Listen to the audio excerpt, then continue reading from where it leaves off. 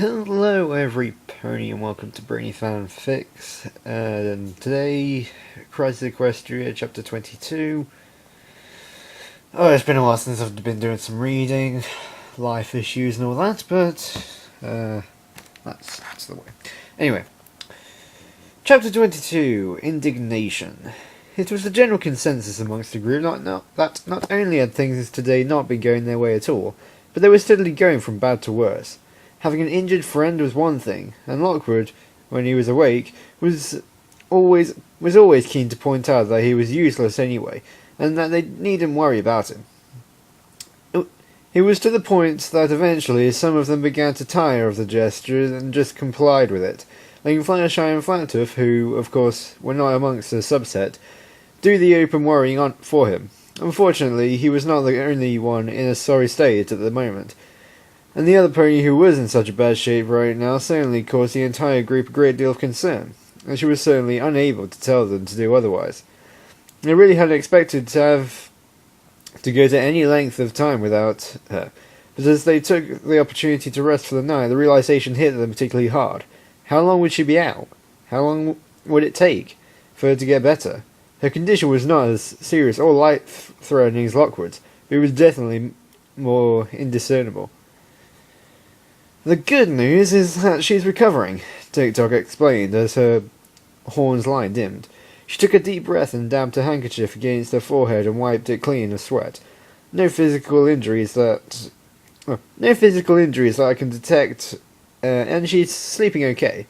Bad news is whatever reaction caused her condition is certainly a tricky one. Haven't the foggiest how to handle it. Rotten luck, that. What exactly is wrong with her? Rarity asked in concern as she felt Twilight's forehead, which was still feverish. She looks okay, but the poor dear has been out for but the poor dear's been out like this for hours now. I can't exactly say. TikTok sighed, but the short of it is that all of her magical energy has been drained, evaporated, if you will. It's slowly but surely starting to trickle back in, but I dare say that Twilight has never expended so much energy in such little time. I'm not sure I understand how it's possible for something like that to happen. Rarity frowned. She's supposedly as strong as Starlight, yes? We all saw that unicorn unleash a veritable torrent of magic, unlike anything we'd ever seen before. She wasn't exhausted immediately afterwards, not like this. Not that we know of at any rate. Believe me, I find this strange as well. I think it's just the shock setting in, TikTok nodded. So much energy in such short time, and so unexpectedly. Starlight was affected much the same way, and she seems used to that kind of thing. So I think there's a little more to it than just expenditure of magic. Luckily, her magic is recovering, but the pace is significantly slower than the average natural regeneration rate, and the fact that we have no food to replenish her strength isn't helping it matters any. TikTok frowned at the last bit, holding a hoof to her stomach, she thought. Oh dear, Rarity sighed. Things just really haven't been going our way lately, have they? Rarity's stomach rumbled as she said it, unable to hold it back. Most unladylike, she thought. But truth be told, they could all use some food right now. How long has it been since they'd eaten? Rarity wasn't able to remember clearly. The last time she remembered putting anything edible in her mouth had to have been back at Goldridge. She was horrified at the thought. Had it really been that long? It certainly would explain Rainbow Dash's behaviour earlier. Pinkie had to literally drag her away from the pile of firewood. A good night's rest should do her some good, TikTok said, wiping her brow with a kerchief. You should do us all some good. Go on then, I need some space to keep on my examination. I have a few more spells I want to try. Check up on Lockwood, will you? With Twilight out like this, I haven't any idea how to keep him stable. Rarity nodded and looked over to the other side of the camp, past the slowly dying fire that Rainbow had created with a spark of lightning and some of the sparse wood they'd managed to find. She could see clearly from the figures of Fluttershy and Fluttershy busily fussing over Lockwood. Somewhere in her heart there was a great pang of guilt. She had, after all, asked Lockwood that what he would do if some pony he cared for was in danger. Would he act? And after what he'd done for Fluttershy, she began to wonder if perhaps the discussion had been what influenced him. She was thankful for it, certainly, but for him to sacrifice his own well-being so brazenly had not been her intent. With a sigh, she trotted over to them. Flutterf and Lockwood noticed her come their way and acknowledged her presence. Fluttershy had her back turned and hadn't noticed right away. The pained smile on Lockwood's face made Rarity's spirit sink terribly. "How is he doing, Fluttershy?" she asked, putting her hoof on Fluttershy's shoulder. Fluttershy turned to Rarity, and Rarity's heart broke at the sight. Fluttershy had been crying, quite recently and obviously with a great deal of volume, her eyes red and her face stained with tears. Rarity had seen Fluttershy cry before, but never like this. The yellow Pegasus's hooves were stained with dried blood, as were Flathoof's. Her voice cracked as she spoke. "Oh, hi, Rarity. Is Twilight going to be okay?" "Oh yes, of course she is, darling." Rarity smiled as reassuringly as she could. "Twilight's made of much tougher stuff than you or I think. She'll make a full recovery in no time. I'm certain of it." TikTok says that just a little sleep should do her wonders. A little food wouldn't hurt, but that's good. What is wrong with me today? "Oh, good. That's wonderful news." Fluttershy sniffed, managing a smile. "I'd hate to think what another friend would. Oh." Her smile started to fade, and her stomach rumbled too. "Oh, I don't see how any of us can be in good shape, though." Rarity frowned and hastily tried to bring the subject back to her original thoughts, even if that was even more unpleasant to think about. "What about Lockwood, though? How is he doing, dear?" Fluttershy's smile now completely melted back into a solemn grimace. Well, just look for yourself." Rarity hesitantly looked over Fluttershy's shoulder and barely stifled a horrified gasp. The wound itself wasn't any bigger, but it was still horrid to look at, and hadn't yet sealed. What was most concerning was that it no longer looked like anything like a normal wound. The exterior scarring had turned into a typical darkish red and sickly green, and thick bulging veins of the same dreadful colour spread outwards from the opening like cracked glass. It had spread along his side and almost entirely up his wing, which was molting at an astounding pace. Lockwood himself was sweating profusely, his mane and tail ragged and matted with sweat that even literally soaked through his shirt. He was shaking too, as though freezing. The bleeding from his wound had mostly stopped despite the wound still being open. Clotted with blood of an unnatural languid red, it had long since completely soaked through the portion of Rarity's dress that they left it behind.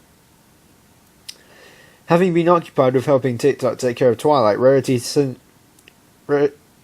as such hadn't really been paying much attention to Lockwood, as she'd been before that afternoon's events. When exactly his condition was worsened was concerning, mainly because of how horribly it had progressed in such a short time period. He certainly was not in this condition last she'd really seen to his injury. "Oh, by Celestia!" Rarity gulped, trying to avoid the retching right then and there. Not that she had anything in her stomach to even bring up. "That bad, huh?" Lockwood winced, trying his absolute best to smile. He failed miserably. "Really, ladies, no need to worry about me. This isn't something you all should be forced to see. I barely have the stomach for it. I don't see how—" "Enough of that kind of talk, Lockwood," Fluttershy said sternly, putting her hoof to his shoulder. "It's my fault you got hurt, so... And I keep telling you to stop blaming yourself, too. It wasn't your fault, Fluttershy." Lockwood sighed, weakly putting his hoof to hers. "I'm the idiot that didn't think about how to deal with a zombie mutant monster thing. I'm more to blame than any pony here. So every pony needs to stop blaming themselves. I just need some rest and I'll be fine, you'll see." "Well, at least At least take me up on my offer to let you have your jacket back. Fluttershy gestured, starting to slide it off. You need to keep warm, Lockwood. You're trembling. Lockwood hastily motioned for her to stop, wincing again as pain shot through him like fire. No, Fluttershy, don't worry about that. I'll be... You really should, Lockwood. Oh, you really should, Lockwood. Flower urged as he put a hoof to Lockwood's forehead, letting out a sorrowful sigh as he did so. You're freezing. This cold can't be good for you at all. Look, it's like this, Lockwood said quietly. If she takes off that jacket, then she won't have anything else to wear. And then I'll get to... forced to look upon such a delicate creature in all her innocence. And me being me, I'll be thinking very uninnocent thoughts. And I don't think my wing can take that kind of pressure. You get me? Always the gentle colt, even in the face of death. Five sighed. I'm just glad I don't have to listen to you all tell me I need to eat something, Lockwood grumbled. I didn't think I could hold anything down, even if I had anything. Oh, I wish I hadn't been such a weakling, Fluttershy sniffled. Maybe if I was more assertive, this wouldn't have... There you go again, blaming yourself, Lockwood hastily interrupted. Stop that, please? She frowned. But I... Fluttershy... Who's saying this? Oh, I guess it's Lockwood. Fluttershy, dear, really, if you insist on blaming yourself, you're just going to make me feel worse than I already do. And I don't know how much more of that I can take, so please, no more? Oh, okay, Fluttershy nodded glumly. Rarity looked thoughtful for a moment as she spoke. Her expression drooped as she reconsidered. Oh, I think I may have an idea. Well, I don't know if it is as good as I originally thought. Fluttershy looked at her sharply. What is it? Rarity swallowed nervously. Well, Lockwood, darling? Lockwood smiled weakly. What's on your mind? You remember how we discussed my particular gift, and how all ponies had magic? Realization flicked into Lockwood's expression. I remember, he replied flatly. Your personal magic, as 'twere. How you took Fluttershy's aches away. She hesitated for a moment before proceeding. Remember Twilight's theory about how it might not work in just one direction? You might be able to... perhaps it might be your best interests if we tried to use it for you? You could pass on some of your pain to the rest of us, who aren't in such dire straits. I know we'd gladly bear the burden, darling. Fleur hummed brightly. Say now, that's an interesting idea. Why didn't I think of that? Because it's a stupid idea, Lockwood said crossly. Rarity winced again, expecting the response, but not the curtness of it. I know it's not something you would... No, Lockwood said sternly, his deep breathing the only thing betraying his ardour. I'm not doing it. I have no problem taking on the pains of others, but I'll be damned if I'm going around to make others suffer because of me.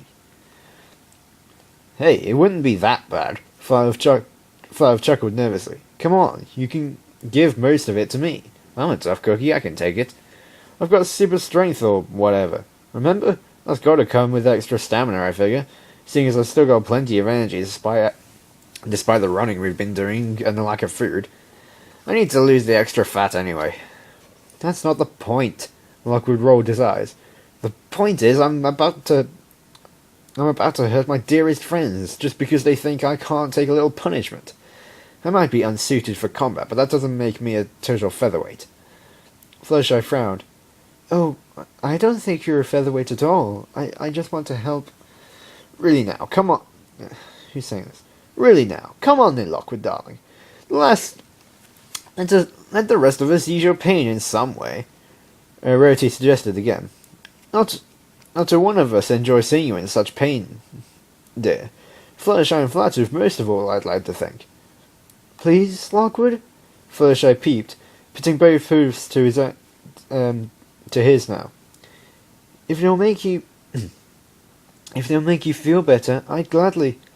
You just defeat the whole reason I did what I did in the first place, Lockwood said, stopping her with a hoof. If I'd wanted to get you hurt, I would have... Don't suggest that's what she was saying, Rarity sighed.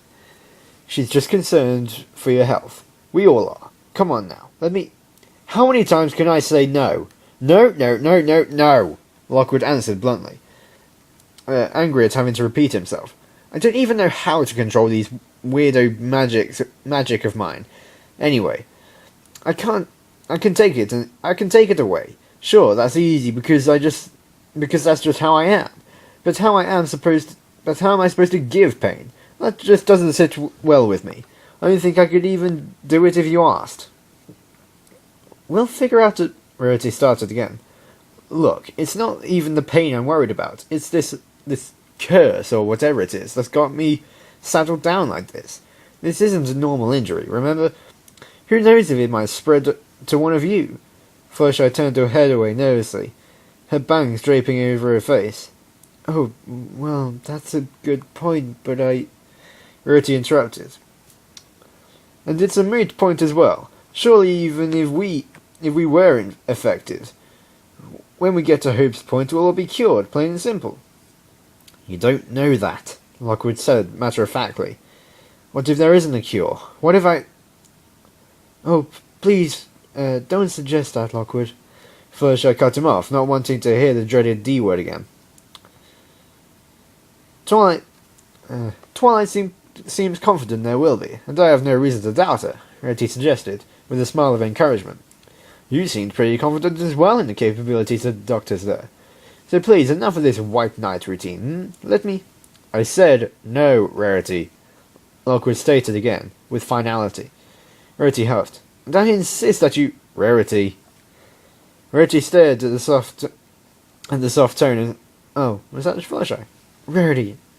Rarity stared at the soft tone and saw Fluttershy looking right into her eyes. Please, enough, Fluttershy murmured, getting to her hood slowly, as though bearing the words like a heavy weight upon herself. You heard him. He doesn't want to do it. But darling, really, it's... Fluttershy closed her eyes as she spoke. It's not right to force him. It's not right if he doesn't want it, even if it will help him. So what you did, you idiot? Fluttershy, turning to Lockwood, chided. You've got these two all heated up because of your stubbornness. Rarity frowned and remained silent for many tense moments, looking at Fluttershy with concern. She looked to Lockwood again and gave a short tired sigh before turning back to Fluttershy. She spoke with all the tact she could muster. Fluttershy, let Fluttershy take care of Lockwood for a moment. I need to speak with you. Alone, please? What? Oh, but... Please, darling, it's imperative that I speak with you. Fluttershy nodded hesitantly, and turned to Lockwood and gave him a gentle pat on the head. I'll be right back, okay? Don't go any... Oh, well, right. Alright, he nodded. I'll be fine, okay? Don't worry about me. Fluttershy trotted away with Rarity a ways, following with curiosity and concern as they continued to walk until they were well out of earshot of the two stallions and even TikTok, still busy near the dying campfire with her horn aglow. Fluttershy spoke as they continued to walk. Rarity, where are we going? What do you... Rarity stopped walking and scuffed her hoof through the dirt a little. She seemed hesitant to speak and turned slowly to look at Fluttershy again. Her attempt at a smile not doing a good job at hiding her concern, her disappointment or her fear. Darling, she sighed, there's no easy way for me to say this, so I'm going to take a page from Applejack's book, so to speak, and I'm just going to be honest with you.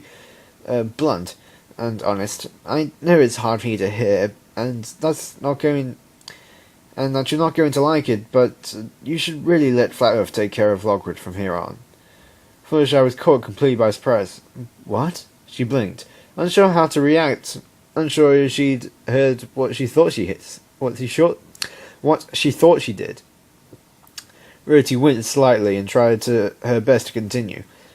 Listen, as much as I would like to say you're helping, the fact is, none of us can help. Not so long as the only solution we have is something he's too stubborn to agree to. I know you want to be there to support him and to help him through this, but... She hesitated a little, before sighing and finishing her thoughts. Well, I was speaking with Applejack and TikTok earlier, and with Twilight in the state she's in right now, we may be delayed in getting to the coast. Quite possible enough that she trailed off, not wanting to finish her sentence. Fluttershy was not amused. She'd never known Rarity as one to mince words. Rarity was one of the few ponies she could trust to be completely honest with her. "What are you saying?" she said, narrowing her eyes. Rarity coughed. "What I'm saying is, I know you want to be there to help his spirits up, but I think it wouldn't be such a good idea to get attached." First, I realized at last what Rarity was saying. She stepped back a little and glared, shocked at the mere thought of it. "You don't think I'm going to make it? You don't think he's going to make it, do you?" Rarity breathed a sigh of defeat. "I can't say I have confidence in that, no. Twilight isn't even sure what's happening to him, and wasn't even able to give us any sort of an accurate itinerary to his time left. And after seeing him just now, I think that..." "Oh, so you're a doctor now, are you?" Fluttershy blurted, stepping forward now, anger and disappointment flowing through her words. Rarity stepped back instinctively, in defense of her position. "Well, no, of course not. I'm merely saying..." "And so you think he's just going to what? What exactly? Just die? How long, You're the expert now. So how long? An hour? A day? A week? Do you know?" "Well, no, but..." Rarity flustered. Fluttershy took another angry step forward, her eyes flickering with uncertainty, unsure to what to make of Rarity's suggestion. "I'm trying to do all I can for him, even if he won't admit it. It's my fault he was like this. I hesitated at the moment of life and death. And sure he was forced to make that decision for me, and he is suffering because of it. So I'm doing what I can to help him, because I don't know how long he has either, and I want to make sure that if he does go, he knows that somepony cares for him." Rarity hesitated. "Flatoof," she started. "Cares for him too, and certainly a lot more than I do, yes. They're best friends. They've known each other for years. But that doesn't mean I should just shun him." Fluttershy was nearly shouting now, her voice quaking with indignant fury. She glared at Rarity with more intensity now, determined to strike where it hurts the most. "You don't want me to get attached? Ha! Weren't you the one who was trying to get us together in the first place, Rarity stood, shocked for a moment, then gulped. "Well, no. Whatever gave you that..." Fluttershy rolled her eyes. "Oh, please, Rarity. I've known you for how many years now? I've seen you set up ponies before. This would hardly be the first time you've tried. You introduced Lyra and Bonbon back at home, didn't you?" I merely saw a compatibility there, and sort of, yes, alright, I introduced them, but, well, that sort of took care of itself in the end, didn't it?" Rarity nervously laughed. "And you were the one that helped Caramel." Rarity laughed, trying to release the tension. "Now, Fluttershy, that was all Applejack's idea in the first place. I merely... But those aren't the only ones. I've seen you try and play this matchmaking game with all the other ponies in Ponyville, and then listen to you telling your little sister and her friends not to do the same. I know how you work, Rarity. It's just who you are. You think you're being generous to me, trying to help me find a special sun pony when I didn't even want one? At first I did what I could not to fall into it, but lately Rarity frowned deeply and sighed in dejection. She'd been caught and called out, red-hoofed. That's the problem, darling. Yes, fine, I'll admit it, I did attempt a fair amount of matchmaking between you two. I thought he was perfect for you, but now that he's not well, I fear that if he doesn't make it, She trailed off again. "Oh, what?" Fluttershy sneered. "Do exactly what you're doing now." Fluttershy stepped forward until she was looking Rarity right in the eye. Unicorn took another step back. "Oh, and what exactly am I doing?" "You're getting hysterical," Rarity said frankly, trying not to look Fluttershy in the eye. I'm trying to convince you to allow Flutter to take care of him. I don't want you to get hurt, darling. You're acting not at all like I expected." "Oh, really? What did you expect, Then I just roll over and do what you want like I always do? Well, no, but... Fluttershy narrowed her eyes again. You don't think I can handle it, do you? Me? I take care of injured creatures all the time. You think all of them make it? Rarity frowned. Those are animals, Fluttershy, not... To me, there's no difference. A living thing is a living thing. Fluttershy shook her head. Rarity, I think it would be better if you just get back to TikTok and help Twilight. She snorted, turning her back on Rarity in a huff. She needs you more than I do. Rarity stepped forward and tried to stop Fluttershy from leaving. Oh, Fluttershy, but... Fluttershy pulled her shoulder away and just kept walking. Just leave me alone. She snapped. I don't need your help. Rarity nodded glumly with a sigh. Turned back towards the other side of the camp. Fluttershy watched her leave and returned to Fluttershy and Lockwood, trying her best to calm down so as not to alarm them. So, what did you need to talk about? Fluttershy started. Nothing important. Fluttershy interrupted as she got back down to Lockwood's level. Is he okay? Nothing happened while I was gone, did it? Nothing changed, for better or worse. Fluttershy sighed. He's still in a lot of pain, though. I am not. Lockwood glared at him suddenly. Don't go scaring the poor girl like that. I'm perfectly fine. You don't look like it. Fluttershy frowned as she felt his forehead. Oh, you're still freezing cold. Nonsense, I'm alright. Don't worry about me. Lockwood insisted. Fluttershy frowned deeply and looked into his eyes, causing him to flinch. No, really, I'm fine. Why are you looking at me like that?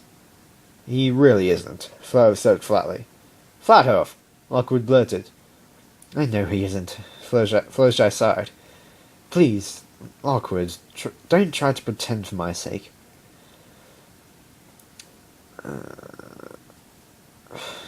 Well, what do you want me to do? Cry and moan about it? He said with a dejected smile. Look, Fluttershy, I know you're concerned with me and all, but it's not just in my character to ask for pity. Pity? That's what you think this is about? Fluttershy huffed. I'm not doing this because I pity you, Lockwood. I'm doing this because I... She trailed off and stayed silent for a moment, before sighing and shaking her head. I just want you to get better. He is in pain, though, even if he won't admit it. Fluttershy sighed. I've known him long enough to know when he's putting on a brave face. Lockwood groaned. Jeez, will you stop it with that? The poor girl knows I'm in pain already without you pointing it out. Can we just do something, anything, to keep everybody's minds off all this? I really don't like everybody fussing all over me like this. I hate feeling like I need to be cared for. Something to keep your mind off the pain, Fluttershy hummed. Say now, you could always tell the story of how you got your cutie mark. That'd be enough to put us all to sleep. Oh ha ha, very funny. Lockwood chuckled with a mock offence, before wincing again. No, still can't do it. You already told me that story, Fluttershy said, when he was caring for me while I was sick. But I could always listen to it again. No, that's boring. Lockwood rolled his eyes again. Something else. Fluttershy blinked. Maybe I should tell him a story about myself. But I can't think of anything interesting. Nonsense, I'm sure you could. Lockwood smiled. I've heard little snippets here and there about your adventures back home. Surely one of those stories would be fascinating to hear. Oh, well, I don't know. She hesitated. I was never the best storyteller. That's more Twilight or Rainbow's thing. Come on, Fluttershy, I'm sure there's something you can tell us. Fluttershy smiled. Well, I guess I could tell you about how I got my cutie mark, Lockwood, since you told me about yours. That would be a marvellous idea. Lockwood nodded. Fluttershy smiled meekly and cleared her throat.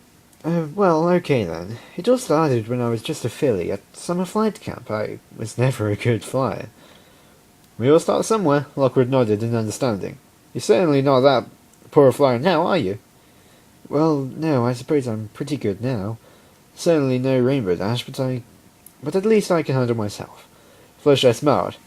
But back then I could barely fly at all. I was always getting made fun of during school at flight camp, and even at home during breaks. But this one day something was different.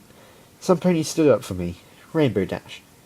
Oh, I had no idea you've known Rainbow Dash that long, Flower blinked. Oh, that was, wrong voice. Anyway, I thought Rarity was your oldest friend, Lockwood asked. Well, Rainbow and I have known each other the longest, much longer than Rarity and I, but Rainbow was more interested in some of the more rough aspects of life, where I wasn't at all.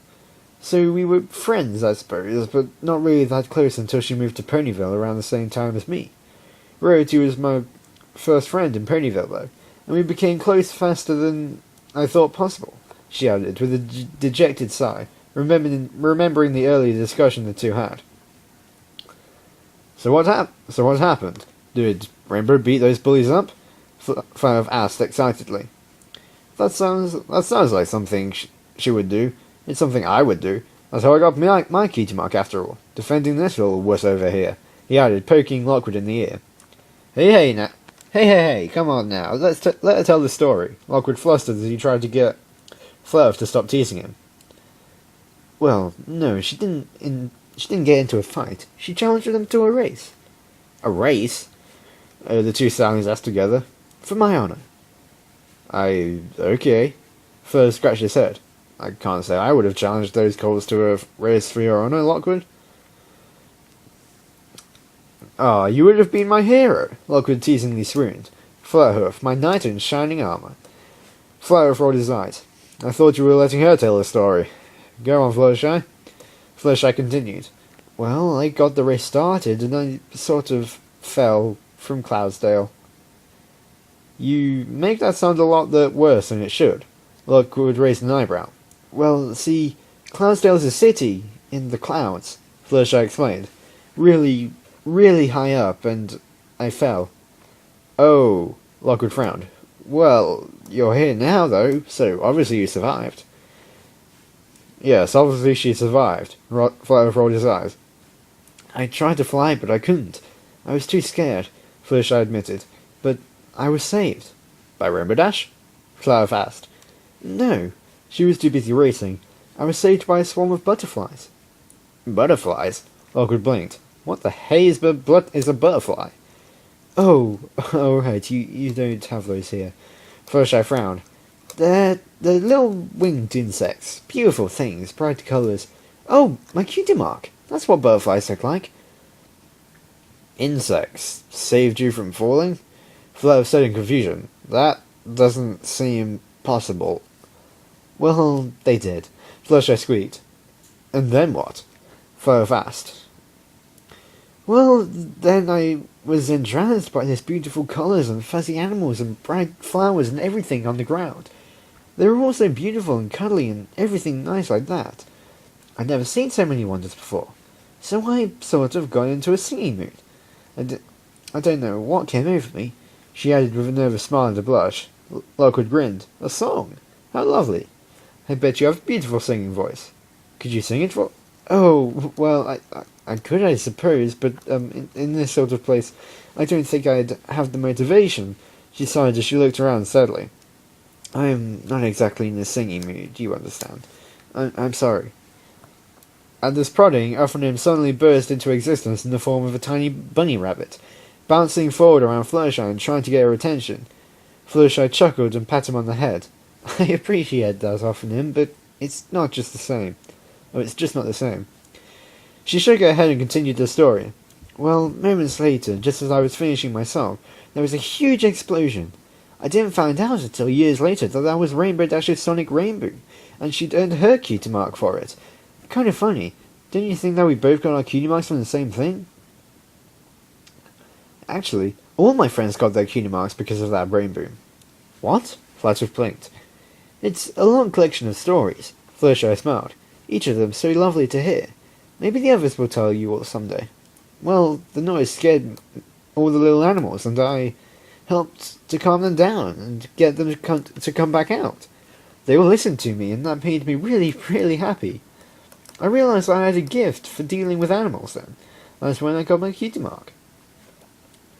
Well, isn't that beautiful? Lockwood smiled. Such a charming story. I wish mine had been more... And he let out a great yawn. Interesting. Oh, yours is plenty interesting, Lockwood, she assured him. Thanks, he nodded. Well, I'm getting sleepy. What say we all another yawn? Get some rest, Fluttershy nodded with a grin. Go ahead then, get some sleep. He mumbled a little and set his head on the ground and began to snore almost immediately. Both Fluttershy and Flutter gave relieved breaths and sat back to relax a bit. That really was a nice story, Fluttershy, Flutter said softly. Thank you for all of this. Don't mention it, Fluttershy nodded with a smile. I suppose I owe him this much, since he did do the same for me. That's not why I'm doing it, though. Why is he so hesitant to accept my help? Did I do something wrong? She frowned.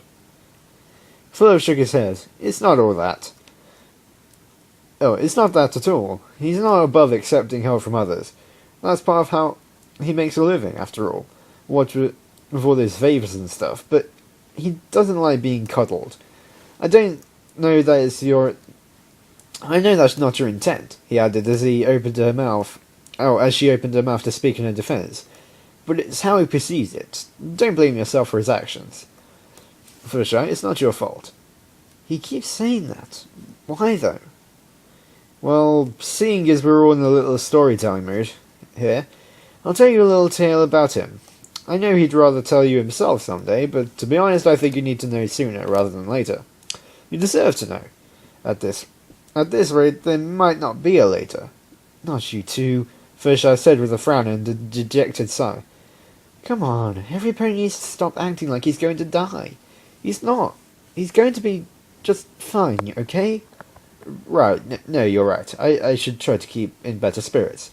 He nodded with a weak smile. Well, this story is about how Lockwood and I met, and how the two of us are, well, actually, I might skip that part. Lockwood wouldn't. It's his favourite part of the story, but I'm a little embarrassed by it. Where to start? You know, Lockwood and I are a lot closer than just friends. Than just best friends, and... this isn't a dirty story, is it? Fluttershy blushed. She looked extremely disappointed. I didn't know. Well, good for you, Flutterhoof. He's a good stallion. He'll treat you... What are you... Flutterhoof started, then turned pink. He spoke... No. Wow, no. No, that's not it at all. How did you even... never mind. Not going to think about it. He and I aren't like... No. Perhaps it's best if I do start from the beginning, then. Okay, it's like this. Lockwood and I were born in the Outer District, and that's where we lived most of our lives. You've met my family, but I bet you're wondering why Lockwood never mentioned his.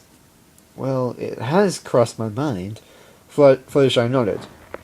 He was born to a single mother who lived in the worst section of the district and barely even had enough money to put food on the table.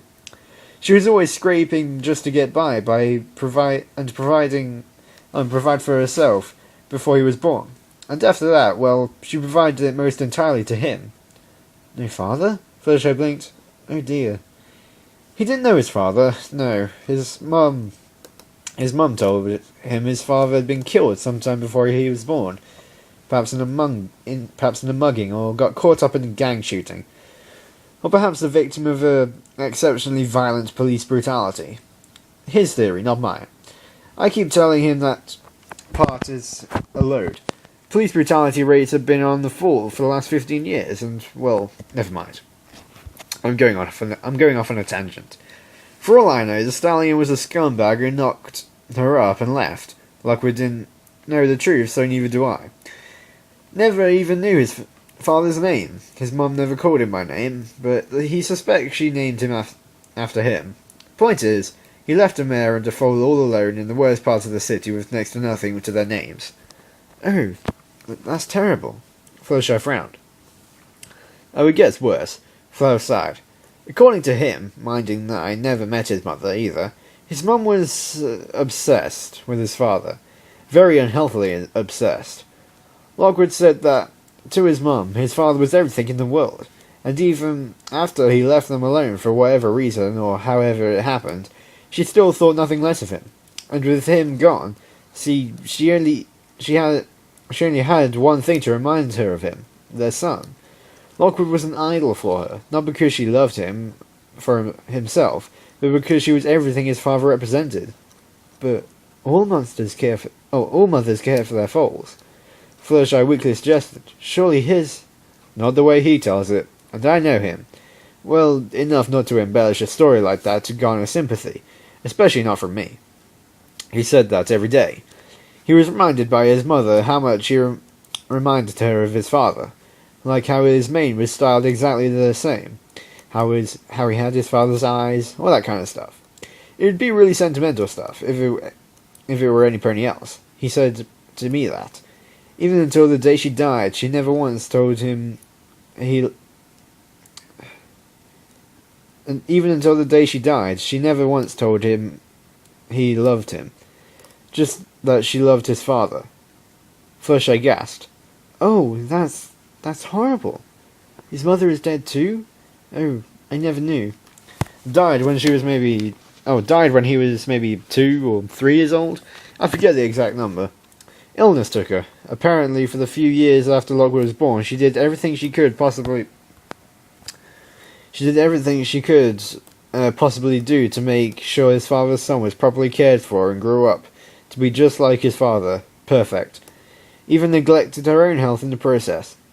Told you she was unhealthily obsessed with the stallion, didn't I? So, after she died, Lockwood was put into the foster care system. Fleur huffed angrily. Now, I'll be brief about how much I loathe Pandemonium City foster care system, because I get sick just talking about it. It is probably one of the most corrupt, morally bankrupt institutions in the city, because it has absolutely no guidelines or requirements or anything of the sort. Foster families get tax breaks based on the number of foster children they are caring for, and so long as the children is physically there, not whether he or she is cared for or anything of the sort, things work for themselves out. No accountability either. The parents do that much for them, keep them alive, if only because if the monthly census taker comes by, and if the foster child is dead or gone, the family have to pay back their taxes and whatnot. Greed controls the system, not love or compassion. Greed. Oh, goodness. First I sniffed. It perpetuates this vicious cycle. You see, foster care children grow up in uncaring and greed-controlled homes, and when they're adults, they turn out the same way and end up becoming foster parents themselves if they choose not to bear children of their own. And it just continues the cycle. Lockwood hated his foster family. That's what he told me when he became friends. A couple of heartless bit pinchers, and supposedly the foster siblings were abusive as well. Not at all a good environment for him. But, and I'll say this as much in his defense, he persevered. He didn't like how he was treated, and so rather than grow up wanting to return the favour to society, he decided that the system was broken, and he needed to fix it. I'm sure you know the rest from there. Yes, he told me as much. Fluttershy nodded. Well, where do you come in exactly? You said you two were close. See, here's the thing about the foster system. It's filled with all sorts of loopholes and the like, just like everything else in Pandemonium City. Foster children are, until they are of legal age, essentially considered goods, and as such can be traded or sold like would a toaster or a table lamp. Fluttershy frowned. Oh, my, that's terrible, yes. While I don't normally approve of illegal activities, I suppose in his defence I can see why he would do what he did. What did he do? Well, he and I had been friends for a few years then. He'd gotten to know my family very, very well. My mum adored her. Still does, too. My father enjoyed his sense of humour. My sister, well, the two didn't get along too well. But she doesn't get along well with any pony. Ma still tries to set them up to this day, which I'll admit is rather awkward, given the circumstances. See, Lockwood decided that he'd pull a twofold little trick. He saw how much my family needed help financially, what with me needing money to enlist in the police academy, with my sister taking advanced baking classes, and Thickhurst just starting school, which isn't free. That and my mother was pregnant with Shorthoof at the time. So there were medical bills to consider, and she knew how much he hated his own foster family, compared to how much he loved ours, and we loved him. So he did what only seemed logical, and forged a few signatures here and there, and filed all the right forms. And lo and behold, one day he shows up at our doorstep holding a little document that says we'd legally adopted him. What? Fluttershy blurted. I know, right? The crazy nut went ahead and passed through all the forms to make it legally bound that my parents had bought him from his foster family. I hear they filed complaints, but since all the documentation was completely legit, they couldn't do anything about it. I don't like that he basically cheated a family of prairies out of money, but, well, they didn't deserve it anyway. So, you're his older brother? Fluttershy asked. Not his special somepony. By the stars, no. Fleur coughed. Legally, yes, I'm his older brother about 7 weeks. By about 7 weeks. But I hate it when he calls me that. I have enough ponies calling me Big Bro without having another one doing it. And we were friends first, so I prefer to keep it that way. That and he kind of turned me off on the idea when he threw a party to celebrate me graduating from the academy, and the dancer he invited said she'd always wanted to, you know, with 2 brothers. That was awkward. He... what? Fluttershy blurted. It was a joke, of course. He did it just to tease me, Fleur hastily added. Like I said, we got a real twisted sense of humour. My father loved that joke. I remember he asked her if she wanted to try father and son pair. Your family is weird, Fluttershy said before hastily adding, not that there's anything wrong with that, I just don't get it.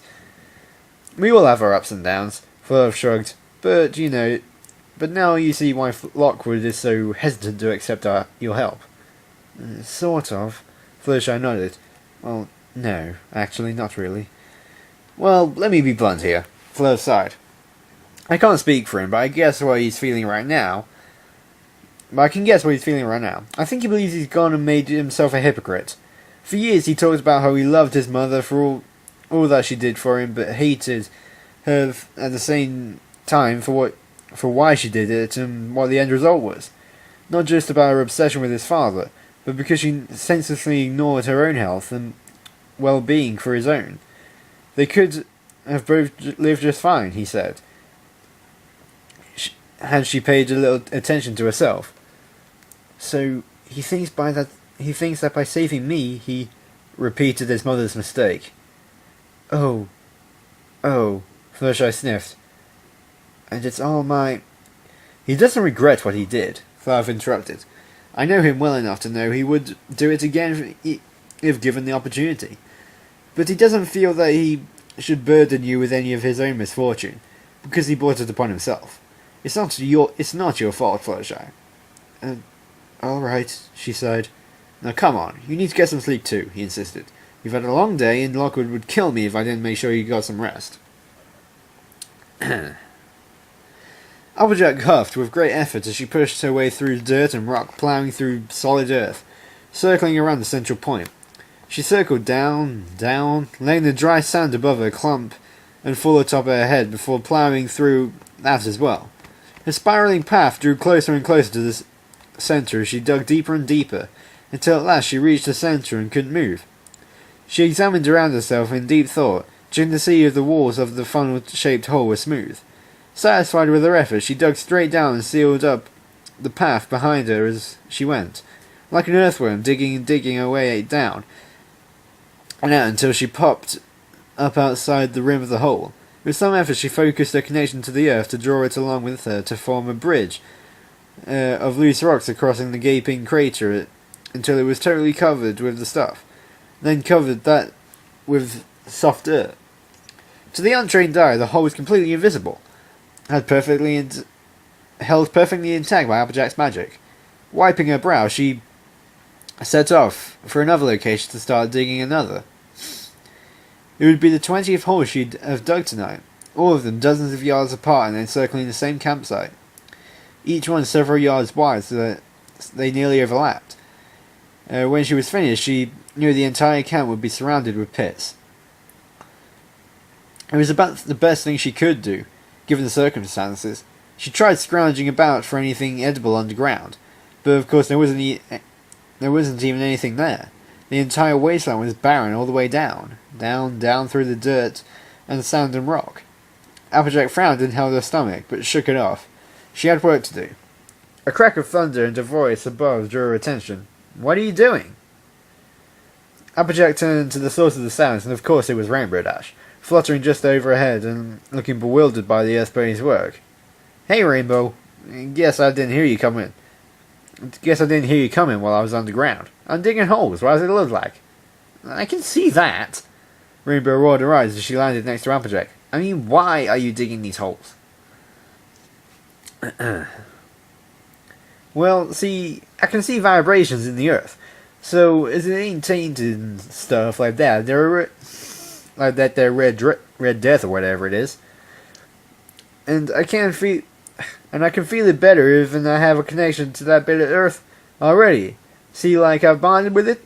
I'm sure those mares didn't know about it, and we're just using the rocks and all that to make it harder for y'all to see. But I'll tell you what, it sure is you and made it hard for me to know it was coming too. And y'all know any pony that ain't a fan of getting snuck up on." "Okay, that's nice and all, but the hole is for..." Rainbow asked again, reaching a hoof out to touch the ground Applejack had just laid down. Applejack hastily slapped her hoof away. "Hey!" Applejack sighed in annoyance. "They're traps, Rainbow. If them jerks come anywhere near any of these here pits, it'll crack apart like a right old sinkhole and trap 'em. Well, it'll trap the earthbound ones at any rate, not the Pegasi. Not sure if it'll hold them for long either. If that there Starlight gal is as good with teleporting as Twilight and TikTok, she says she is, but it'll give us enough time to know they're coming. Best part is, see, each of these here pits is sensitive enough and wide enough that they'll fall right in no matter where they come from. Simple as watching paint dry. Once the trap gets sprung, I'll know it immediately, and we can come give them a piece of their own medicine. Even if they do get out, before get out before we come a running, at least we won't be caught off guard and can fight together, like Celestia intended." A bunch of easy to trap traps seems like a pretty iffy idea, AJ. What if one of us walks off in the middle of the night, like to use the bathroom or something? It might fall right in. Fight a lot of good bunch of false alarms will do, Rainbow huffed. Applejack chuckled. "Don't worry about that none, Dash. None of y'all gonna fall in one of these holes trying to relieve yourselves. They're far enough away from the camp that y'all have to really want to get away from the rest of us. And seeing as none of us has eaten anything in days, I doubt that'll even be an issue. And y'all need to use little Philly's room. There's a tree inside the circle. No trouble. I planned ahead, Dash, don't worry." Rainbow rolled her eyes. "I still don't see this being that useful. I mean, do you really think they'll even try to come in on the ground? Get real, AJ. They know about your dirt magic." Applejack narrowed her eyes. "Earth magic." "Whatever. If they do try anything, they'll come by air. I doubt that Starlight has enough juice in her to spring a teleport trap on us. If she's in as rough a shape as Twilight is. Well, even they do come by air, that's your job." Applejack snorted. "I trust y'all got whatever perimeter measures y'all need to make sure we're covered from that angle." "Oh, I've got my perimeter all covered, AJ. Don't worry. I'll do my job just fine," Rainbow said, crossing her forearms. "Unlike some of us, I'm reliable." "Beg pardon?" Applejack raised an eyebrow. "What in the hell does that mean? Y'all implying something there, Dash?" "It means that if we'd just gone the way we were going to go in the first place, we wouldn't be in this mess," Rainbow said shortly, taken to the air a little. "I saw the route you guys planned for the original one, back when we were leaving the ruins. You purposely set out a new path that took a little bit longer, just so we wouldn't run into those creeps again. An idea that every one of us was perfectly fine with. I know we handled them just fine. Twilight aside, but that doesn't mean we wanted to. Then you guys went and changed it back. Why was that again? Because here's the thing. The path we changed it back to, after that shady idiot went and got himself hurt. Hey now, don't go... Applejack started with an offended tone. Rainbow continued unbaited, indignation flowing into her words. It was the same path that curious Applejack planned out for us back in Goldridge, because it was the fastest route possible, which was exactly what we all wanted. But you changed us away from that route, then went and changed it back. I ask again, why? You put us right back in the line of fire. To what, save a few hours? Applejack glared. First off, every minute we can get counts right now, Dash. We've got us an injured, no, dying stallion to worry about. And I was doing what I felt was right to make sure you guys gets the attention he needs. I owe that much to him. What with all the help he's given us. Fine, so you tried to save us time by switching back to the original route. Fantastic plan. Since all that time got wasted because we just got delayed by those whack jobs. Rainbow pointed angrily. You guys really thought that one through, didn't you? Applejack snorted and prodded Rainbow in the nose. You watch your tone there, Dash. I didn't think we'd honestly run into them out here in the middle of nowhere, especially since I didn't take the exact route Carousel planned out. I deviated enough from it they shouldn't have been able to find us. Hey, if I know how they did it, but if that there Starlight was messing with the rocks and soil out there, I wouldn't put it past her to have been able to detect us like I'm able to do, and none of us knew she could do that. If anything, Twilight and TikTok we're expecting them to be coming for us in the canyon to the south, not here. Wow, attacking when it was least expected. Really? Imagine that. That's the point of an ambush, then, isn't it? Rainbow spat. You accusing me of making a mistake here, Dash? Applejack sniffed. Last I checked, every pony, even you, agreed with me about navigating around these parts. Y'all didn't make these complaints back then. Hey, even TikTok, our supposed expert, thought my route was the best in both cases. Rainbow Dash gave a sarcastic laugh. Yeah, okay, the mate you don't like or trust agreed with you. That makes me feel like you made a great decision.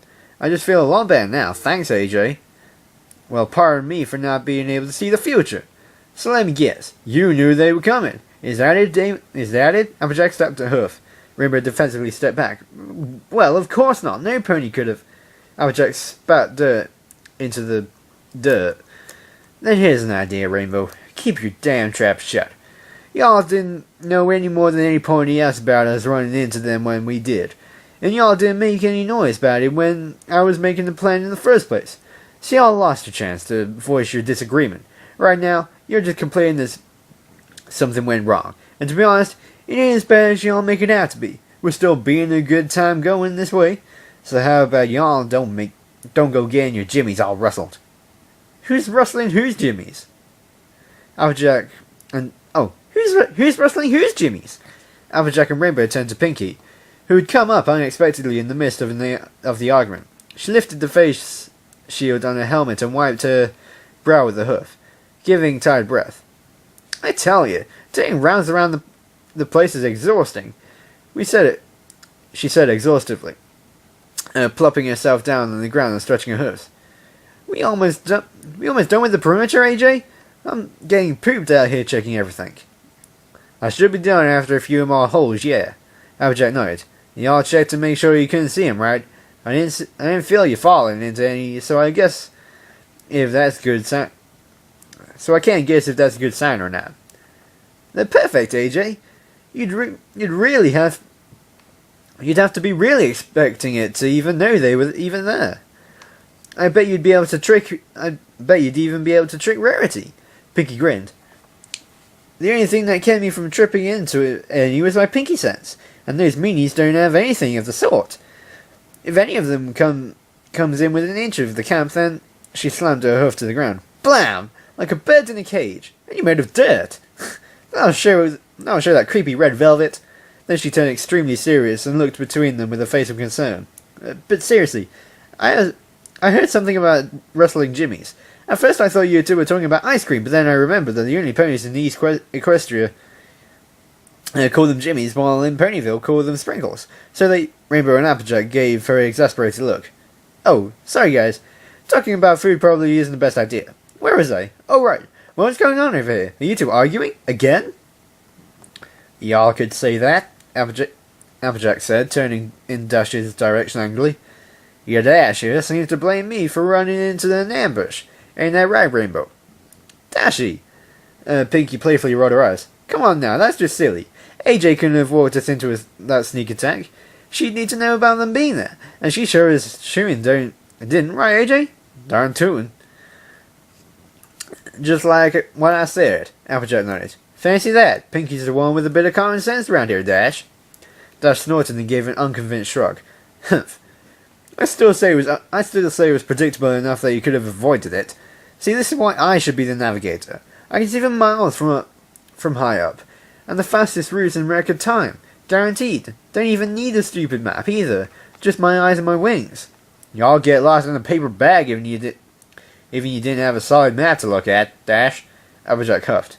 Your sense of direction is about as good as an electric blanket in a heat wave. Remember that time y'all tried to take over Derpy's shift for a day when she hurt her wing? Because y'all crashed into her? Y'all forgot where half the ponies in Ponyville lived. Hey, it's not my fault almost all the houses in Ponyville look the same, Rainbow said defensively. I remembered to get the mail to all my friends at least, remember? You got your mail right on time. First thing in the morning. Every pony got their mail just fine. I think you might be exaggerating there just a little, AJ. She got my mail just fine. Pinkie shrugged. Yeah, 'cause she couldn't forget your address, Applejack grumbled in exasperation. Hard to forget where y'all spend night after night, ain't it? She's at your place almost as often as she's at her own.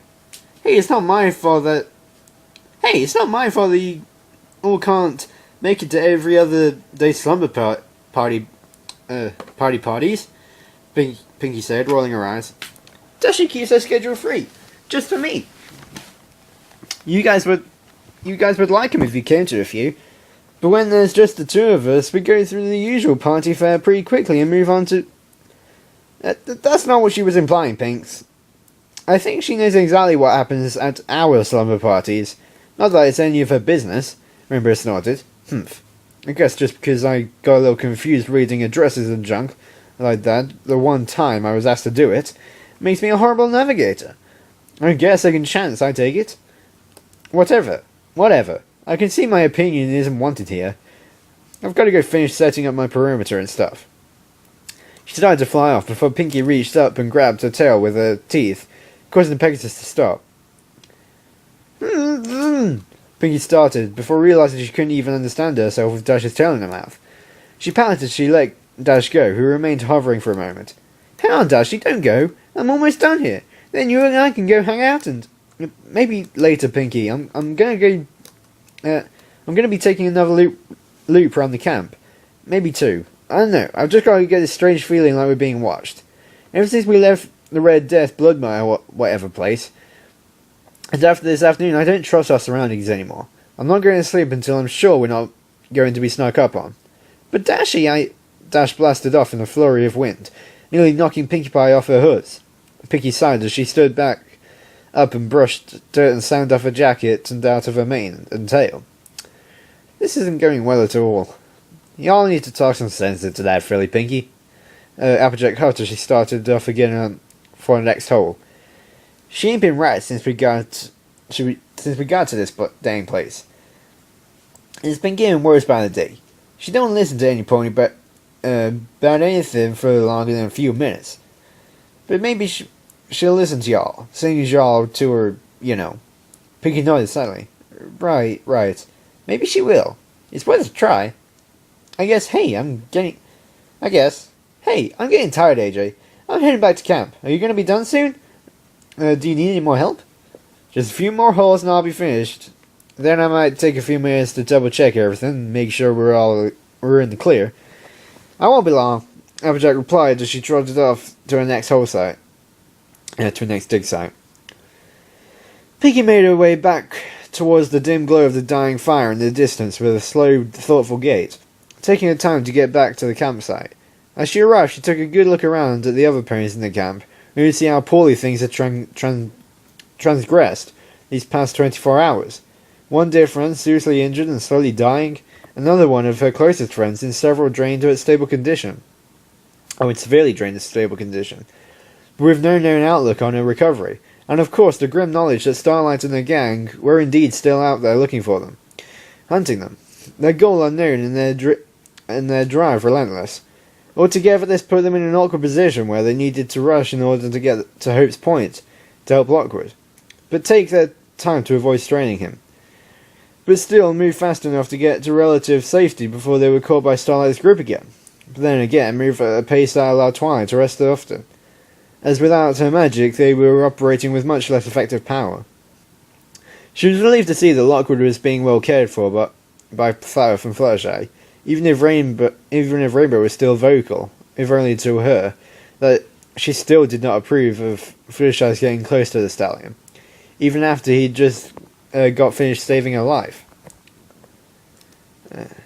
Probably just some attempt to getting a pity light. The Cyan Pegasus had said bluntly to Pinkie earlier, when they'd been alone. I've seen that kind of stunt before. I just hope Fluttershy's not dumb enough to fall for it. Pinkie had tried to step up in his defence, but got a little in the way of endearing him to Rainbow, who was dead set on her less than stellar opinion of him despite everything. She knew Rainbow was always got this way around certain stallions, even back at home, but to this day she hadn't said a word as to why, and never gave Pinkie a straight answer when asked. But this was particularly enough so that it was making Pinkie consider asking more insistence. Flower was luckily exempt from this treatment, mostly. TikTok was hard at work still, utilising her magic to examine Twilight Sparkle.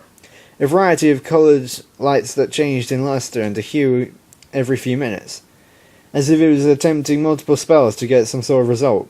Any sort of result. Pinkie took a few steps towards the pair of unicorns, then hesitated for a moment when TikTok briefly stopped a spell to tilt her head towards Pinkie. "Oh, hello, Pinkie." TikTok nodded. "Did you need something?" Pinkie cared for Twilight's well-being, certainly, but if TikTok was hard at work trying to make her better, then Pinkie felt that perhaps she wouldn't interrupt. Well, Pinkie thought, at least I can go talk to Rarity. "Nope," she shook her head. Just checking in real quick, but I can see you're occupied. I'm gonna go see how Rarity is doing." Go ahead and get back to what you were doing." Yes, alright then," TikTok nodded. "She's just over there, been in some sort of mode for the past half hour or so." Pinkie nodded in thanks and headed in the direction of the green unicorn had pointed. Rarity was, to Pinkie's curiosity, nowhere near the tiny knit camp at all, but a little ways away, just outside the light of the fire.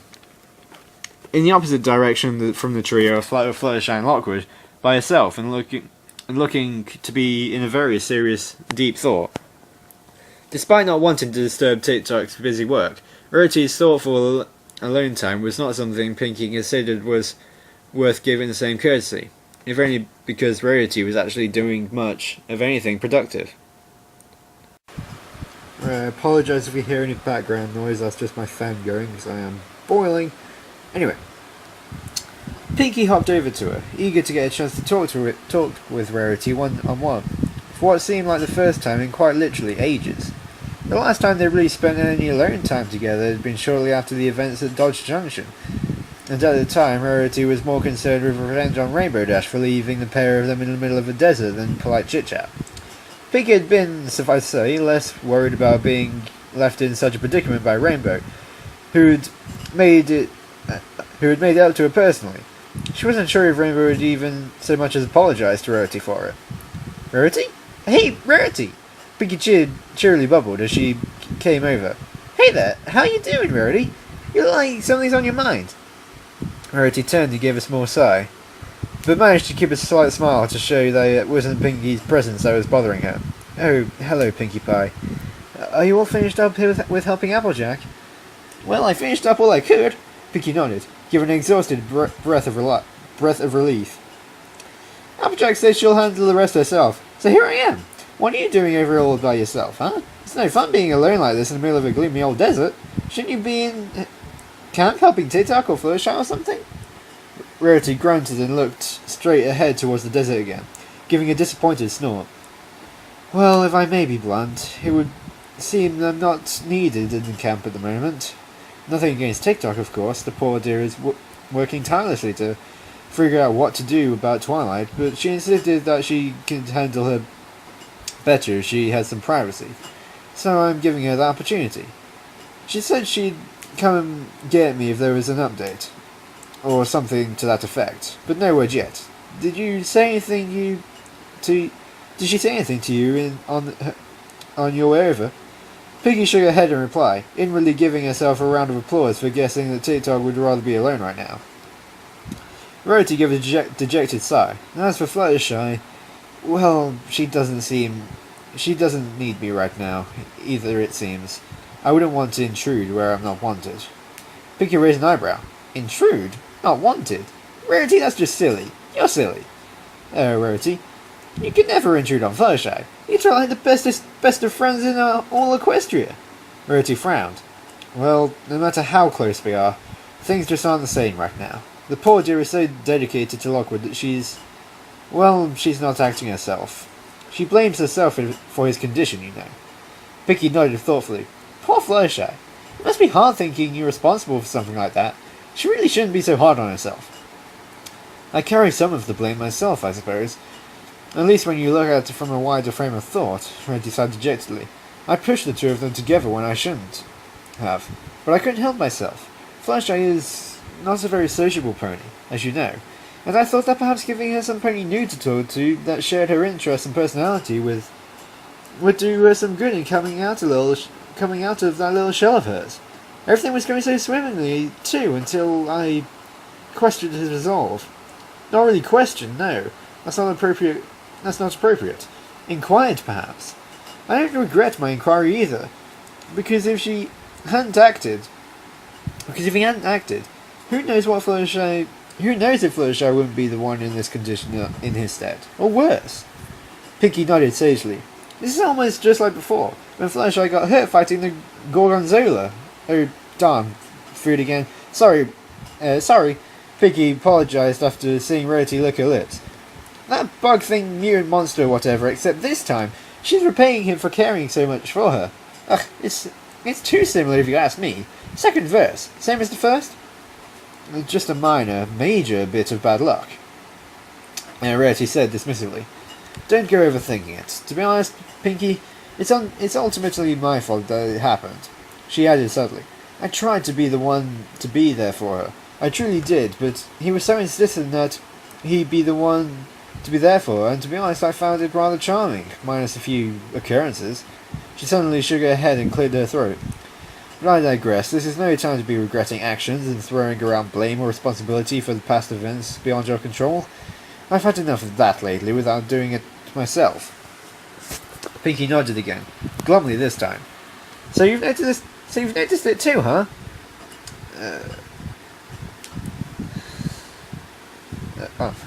How could you not notice? Rarity sighed dismally. I thought things had been getting better when we left the ruins behind, what with us all brimming with confidence and vigour. Even after the Lockwood was wounded, we all managed to pull ourselves together and work towards our goal without bickering or arguing amongst ourselves. It felt good to go back to our usual camaraderie. But then those ruffians showed up again, and everything started back up with arguing about this and that. Perhaps even worse than before, as if being in their proximity puts us all out of whack, as 'twere. Yeah, I get what you mean. Pinkie frowned all too knowingly. I'm glad none of you got seriously hurt during that little scuffle, but, well, Obviously Twilight didn't make out so well.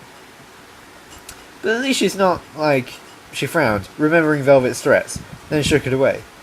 TikTok says that Twilight's as much as at fault there as Starlight was.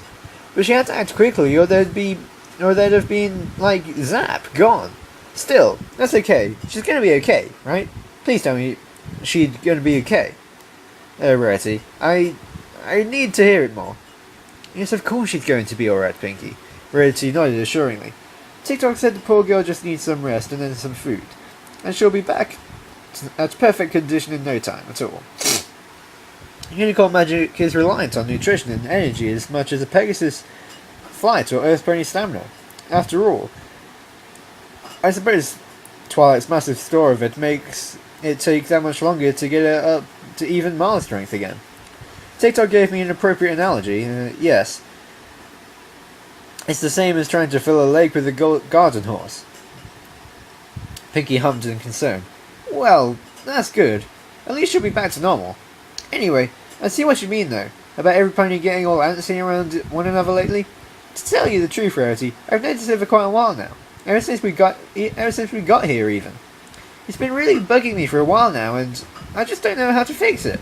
I mean, normally when one of you guys gets all mopey dopey on me, I just throw a party, but I mean, out here in the middle of nowhere without any supplies, I doubt even a good 50 megatons of party cannon couldn't get anything started.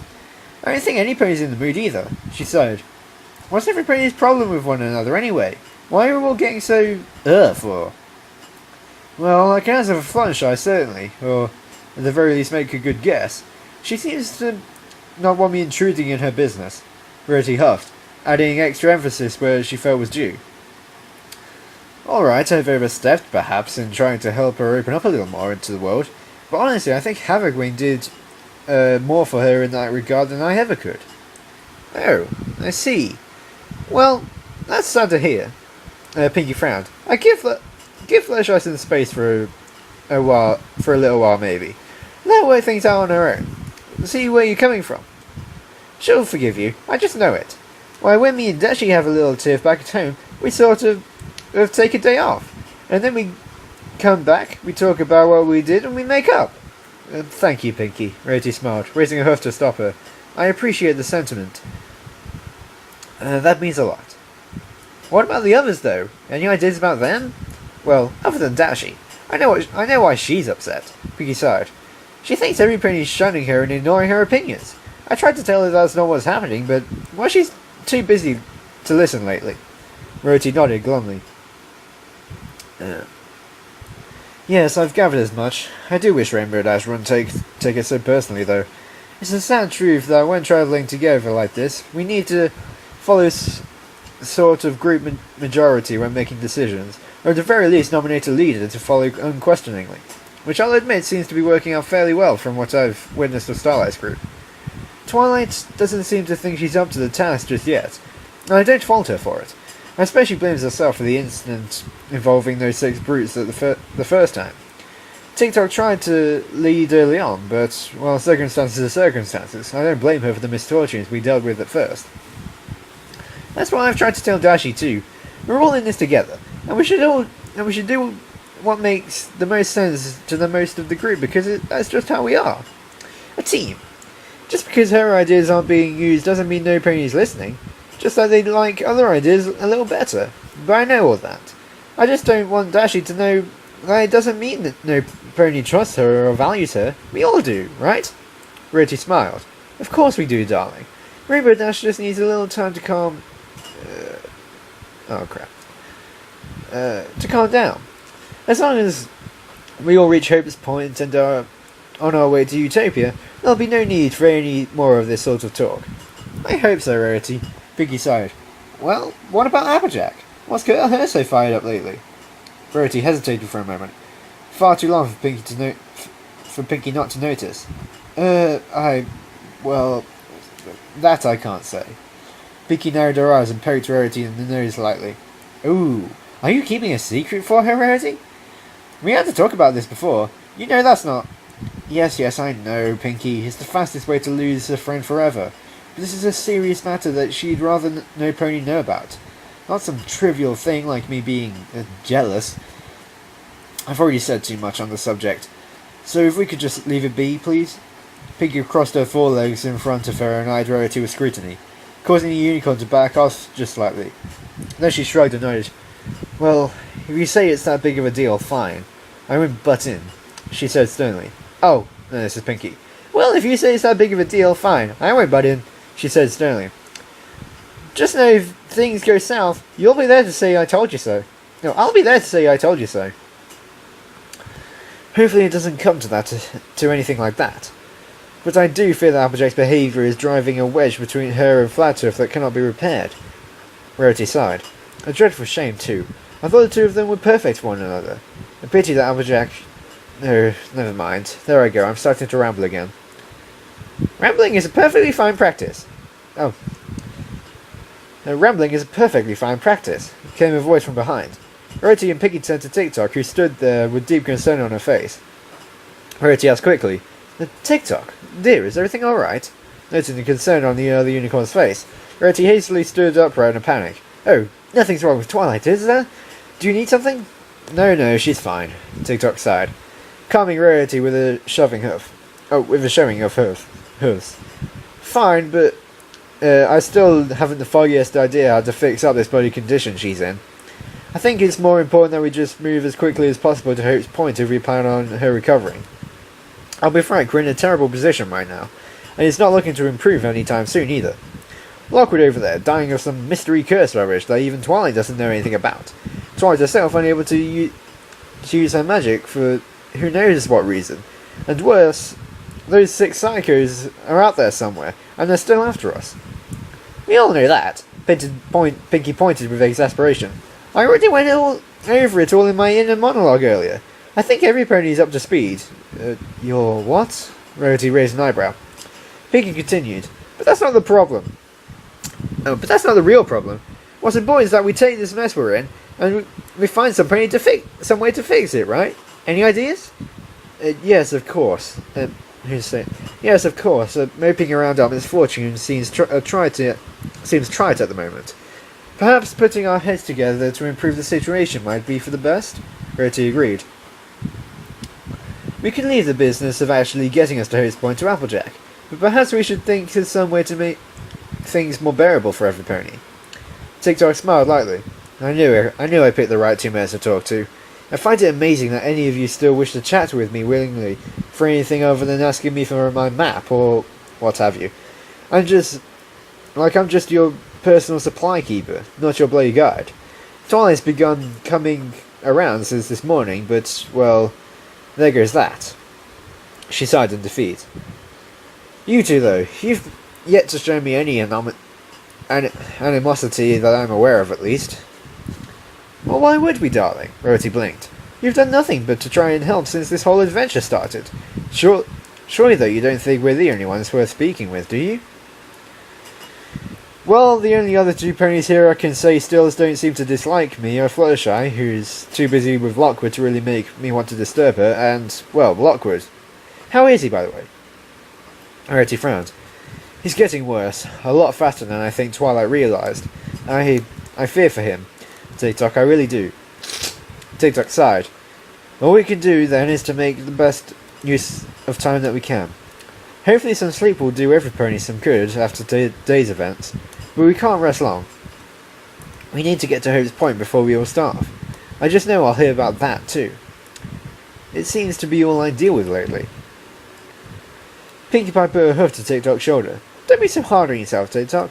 I know some of the other ponies have been kind of grumpy Gus with you, but I don't mean anything by it. It's just stress talking. You'd be a super duper jerk too if you hadn't eaten anything in 3 days.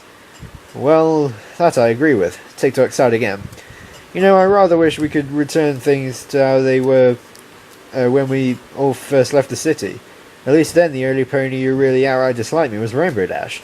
Twilight's never really had an issue with me beyond a few disagreements here and there, but, well, these past few days have just been making things worse lately. Lately even Fluttershy has grown rather cold, but I think that's on account of some pretty severe mental trauma. And then Applejack's had an unexplainable dislike of me since the checkpoint. She frowned and wiped her forehead with her kerchief again. I really am trying, you know. And I am sorry for a lot of things that have happened. Rarity pouted. Oh, you poor dear, please. Don't take it all the wrong way. Pinkie's right. It's just the stress and hunger and everything getting to every pony. Never fear. Pinkie and I are here for you if you need any pony to talk to. Do you have some sort of idea that might help us improve things? Besides asking me to pull a cupcake... No, besides asking me to pull a cupcake out of my butt? Pinkie huffed. Dashi won't leave me alone about it, and I keep telling her no, I can only do it when it's funny, but she doesn't believe me. Well, yes and no. TikTok nodded. I agree that your sentiment that the stress of this is all getting to every pony, not to mention a lot of rather traumatic events, and I'll admit I am not quite in the highest state of mind either. But at least as long as the blood my business is behind us, she took a deep breath, I can sleep a little easier. It scared me out of my wits, that did, but it's in the past and aside from a few years of nightmares, I think I'll be okay. She laughed at her own attempt at lightening the mood. Then shook her head and continued, confidence in her tone. We're close though, very close. Not as close as I would like, but I can't change the situation we're in. I only try to improve it. But I fear that things are going... if things keep going as they are, something terrible might happen. Despite our efforts, chaos magic's dark, Rarity reminded. TikTok sighed again. Yes, that. Another blow to my ego that I'll never be able to live down. She looked back off towards the camp. Twilight's gone out of her way to prove to me that my insistence of certain facts is perhaps misguided. I've had my eyes opened, to quote an oft overused phrase. Believe me, having years and years of training and teaching told me just be just outright wrong. Not a pleasant feeling. I might take some time to really come around to Twilight's theories and all that rubbish, but I think that perhaps even if I am wrong in some way, I'm still right in another. I've been running over something in my head the past couple of days now, especially since Twilight made a little dark, not chaos theory. Discovery. See, Twilight told me a little about this Discord fellow, the one that threatens your world now. I understand that you all faced him once before, but I did not think it was direct confrontation. She was a little scant on the details, though. Your meeting with him. How exactly did that go? Rarity and Pinkie looked at each other, then back to TikTok. Rarity spoke first, uncertainty in her tone. The simplest way to put it, I suppose, is that he changed us. From the inside. I could see and hear and feel everything I was doing, and it felt right. Justified. But the moment Twilight was able to restore me to my normal glamorous self, I knew what I'd done was in interim was wrong. TikTok raised an eyebrow. Changed? How? Corrupted, more like. Rarity nodded. Used our elements of harmony against us in a way by twisting them into their opposites and affecting our personalities with the change. It was all rather horrid to think about it. After it happened. Imagine what it would be like if one day everything you considered a core tenet of your character suddenly became an opposite. My wondrous generosity turned to unabashed greed. Rainbow Dash abandoned her loyalty to her friends and actually became rather apathetic. Pinkie interjected. Applejack was dishonest get out and this weird scrunchy thing where, I mean, it was way obvious she was lying. At Fluttershy was downright cruel. She dumped a bucket of water on Twilight's head. And me, the happiest, laughiest, biggest party animal around, I started liking fun and laughter and games and parties and everything, and turned into the biggest grumpy Gus in the history of grumpy Gusses. Gussie! Whatever the plural for Gus would be. I see. Interesting. TikTok nodded. See, in my training I was taught that's how chaos works at the most absolutely fundamental level. Unlike darkness, which, from what I can tell, corrupts from without. Chaos corrupts from within. I believe that if the world does run on light and dark magics, like Twilight says, there truly is a law of law and chaos effect out there somewhere. Something beyond just a little attribute. Something stirring up a little bit of chaos within our little band, and I don't like it one bit. We've noticed. Rarity nodded. Pinkie too. Then you know we need to put a stop to it, TikTok smiled. And I think you two are the perfect ponies to help. Lockwood had awakened in searing pain. He'd never felt anything like it before, but it was intense with fire and bile that filled his body. Heart and mind with so much pain that he figured it impossible that he hadn't passed out from shock alone already. He could not scream, could not make a sound. His voice uselessly caught in his throat. He tried to move, but even that incited incredible pain through every fibre of his being. He was weak, terribly weak, like he hadn't eaten in months. Let alone the days he knew it to have actually been. Like he hadn't slept in years, like every ounce of energy in his body had been stripped from him and cast off to the winds. The hunger gripped him and filled him with emptiness. The burning fire seared through him and filled him with antagonizing pain. His mind raced, and for a fleeting moment he was afraid, filled with dread and terror at what was happening to him. Then the calm came, like a switch had been tripped and everything shut down at once. It was not a comforting feeling, as he could not figure out why, but his body suddenly felt calm, empty and cold, yet calm, like a great weight had been lifted from him. His thoughts drifted, and he puzzled as to wonder why his body felt so at ease when seconds ago it felt like he was dying. Suddenly his body began to move. Panic settled in as his body began to move, without his input, without his thoughts, completely autonomously. His head turned and saw a flutter lying there beside it. He could see his friend, not from his own two eyes, but as though he was looking out of a window. He felt trapped within his own body. His mind could relax for not even a second. As he looked upon his dearest friend, his thoughts turned to panic and fear as he felt a strange sensation ripple through his body. His body's calm left him, and now urges came to him, and they frightened him, filled him with horror at their gross, unnatural nature. Hunger. Meat. Kill. Hunger. His body was starved, still devoid of substance, but now with such intensity that he was certain nothing could state it. Meat. His body craved not foods that he knew and loved, but for flesh. Flesh, blood, meat. Kill. He knew what that meant. He knew who that meant, and so he pushed with all his might to stop his body from moving, to stop it from satisfying the urges that it now felt. Despite all his efforts, his body moved against his will, stirring from its rest and getting to its hooves. He felt the lump beside him, light and quiet. His mind panicked further, knowing that must have been Fluttershy, asleep at his side. His only solace was that his body was still watched Flathoof, still eyed him, still moved towards him. Hunger. He tried again with all the will he could muster. Tried to will his body to stop what he was doing, but it did not follow.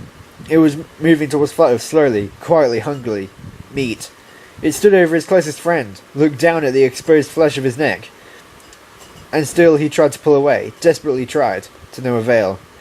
Meat, he cried out, hoping somehow his voice would carry through, would awaken him. No sound, no voice, just silence as even his body's mouth opened. It was not to speak. Kill. He could not watch, would not watch, but he could not close his mind's eye to see what his body's eyes could see, and it was forced to witness the atrocity that his body committed. His form lurched down with fierce speed and sunk its teeth down hard into the flesh, and with a vicious tear ripped out into Flutter's neck until it met bone. The taste of blood and flesh flowing into his mouth and across his tongue. It should have disgusted him, but his body told him it tasted good, and that was what disgusted him. Meat. The other stallions startled awake for all half a second before a crunching and twisting spine stopped him cold. He'd managed to take a single utterance, though Lockwood could not make a sense of it.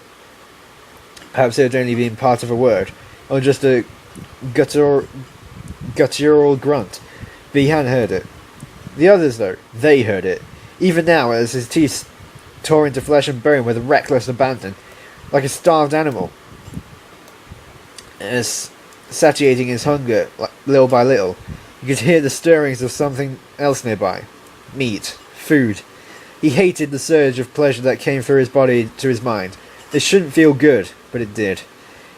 It still did, and it horrified him. His body turned from the light that suddenly shined to his side, a light that caused pain to rip through his body. Rarity, awake and afraid. She shouted something, but he could not make any sense of it. Only heard noise. Fired a single bolt of magic that struck his wing, flaring the pain to new heights that he thought unimaginable. His body remained paralyzed by the light, even as she rushed forward to meet him. Anger, hurt, pain, kill, kill, kill. He desperately willed his body to stand still, to let her destroy him. His body did not listen and moved against her. Kill. His body opened its mouth and spun to the side as she tried to leap away, her body appearing lush and full of life, of nutrition. Why she hadn't defended herself with a shield was lost to him. Kill. Her rash action served nothing more than to get her leg mangled by tooth and hoof, as his body assailed her with all its might. Kill. He wanted to stop and did not want to see, but the sickening crunch that followed was loud and clear and terrifying. Kill. A stirring behind him came now, loud and clear from where Flower lay. His body turned again, and then he saw the figure of Fluttershy, awoken by Rarity's shout, in a panic and fearfully backing away from him in terror. Meat. Kill. His own terror filled him, and he tried, as hard as he might, to pull his body away. Again nothing changed.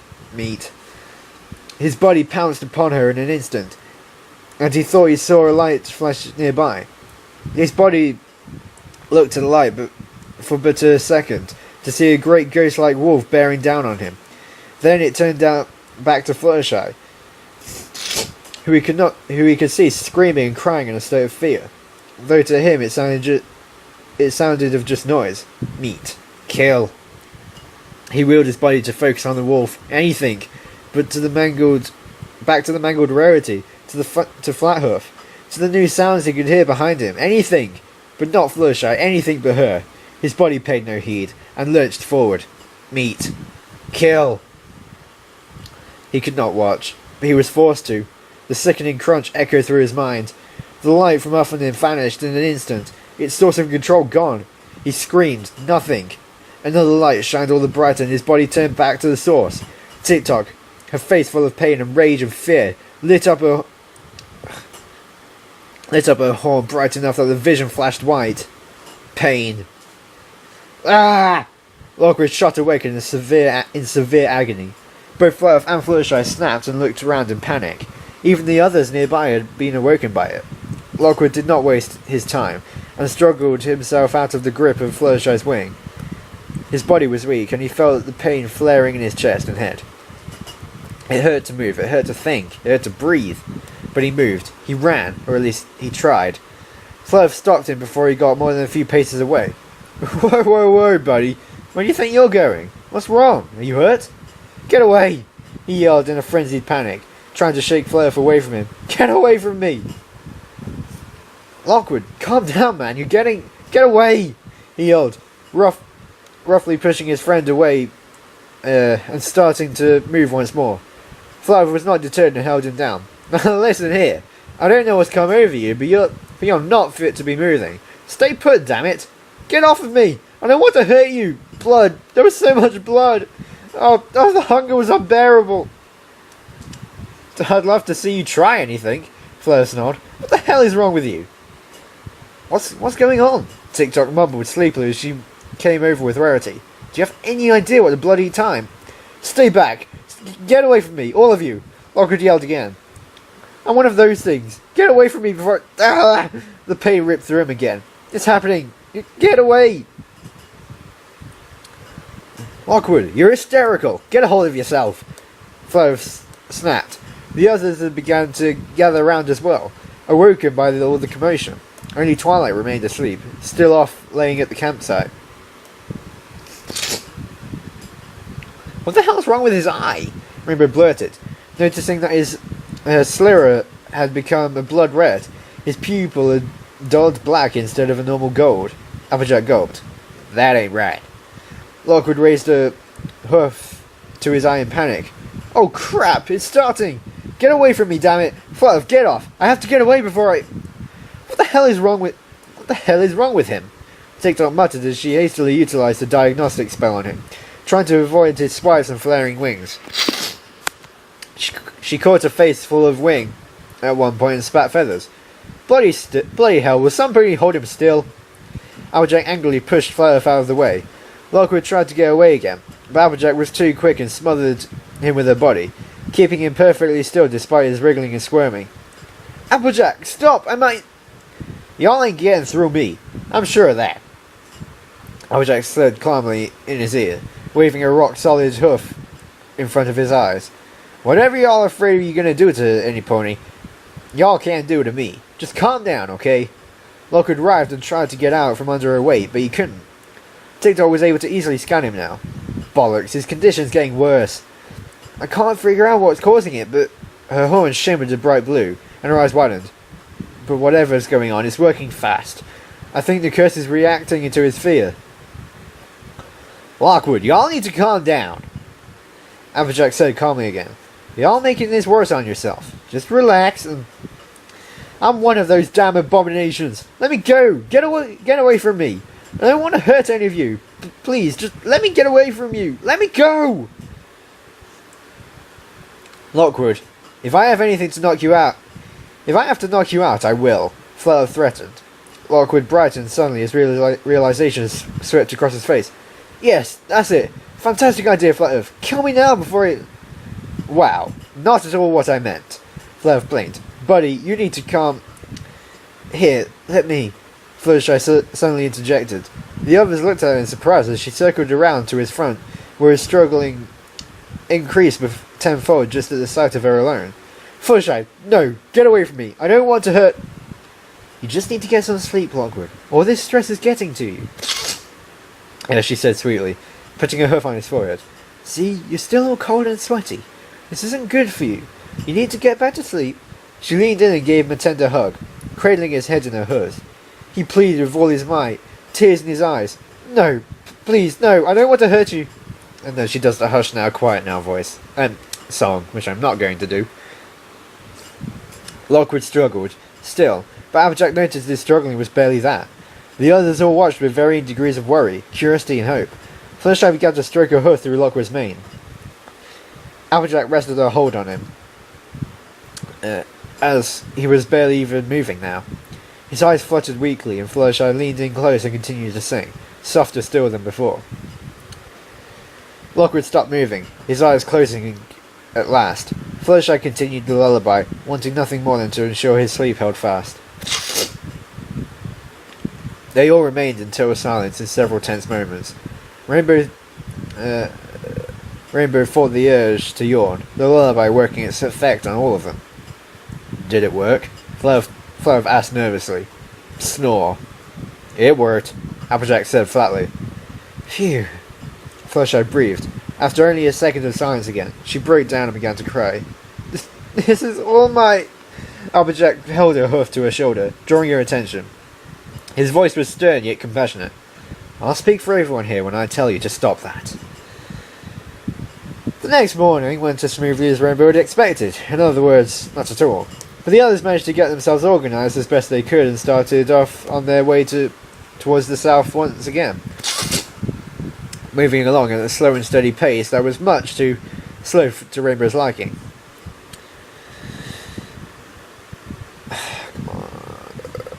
There we go. Lockwood, still asleep, lay across Flutter's back with Fluttershy ensuring he was kept steady.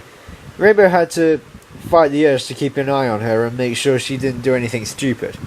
Twilight, awake now but barely able to move, was helped along by TikTok and so that Applejack could lead the way ahead. her face still buried in that stupid map, as she tried to make sure they were on the right path. Miles stretched on and on for hours and hours, with nothing but flat expanse ahead of them, as far as the eye could see. Then, around early evening, they could see a change in terrain. Rainbow saw it first, of course, and let them all know about it, and the excitement caused them all to pick up the pace at least for a little bit. Barren desert began to crack and harden into rock completely naturally, and a stretch of tampering stiffness as far to the east and west as to carry on to the horizon. It did not take long before the sand and dirt of the wastelands were totally, completely and finally behind them, and they walked upon solid earth, cracked and just as barren and lifeless, but at least with some sort of character to it. They came upon then a sight that was both welcome and inspiring. A sight for sore eyes of it, if there was one. A cliff. Not the cliff itself, of course, but what they all could see beyond it. Looking out at the distance, they could actually see, for the first time since they came to this new world, the ocean. Just barely, but they could see it. A thin line of blue along the horizon that signified their destination. A thin blue beacon of hope. The cliff was so high up that even from the great distance, still several dozens of miles away, they could make it out. They were so close, yet so far all the same. But Rainbow was confident that it wouldn't last long. If she could see the sea from here, then that meant they'd be there in no time. Well, normally that would be a sign of hope for getting home. Right now all they could think of was getting there and getting fed. 4 days. 4 days was much too long. But something that lay between between the sea and them, below the cliff and all around the massive field of rock and dirt, was much less hope inspiring to the others. Rainbow barely even noticed it until she followed along with their gazes and saw the same thing they all did. For a moment she was concerned, but that too passed. Gargantuans. Applejack sighed with all too much dismay in her tone. "You're alright, TikTok. They are there. Sure shooting.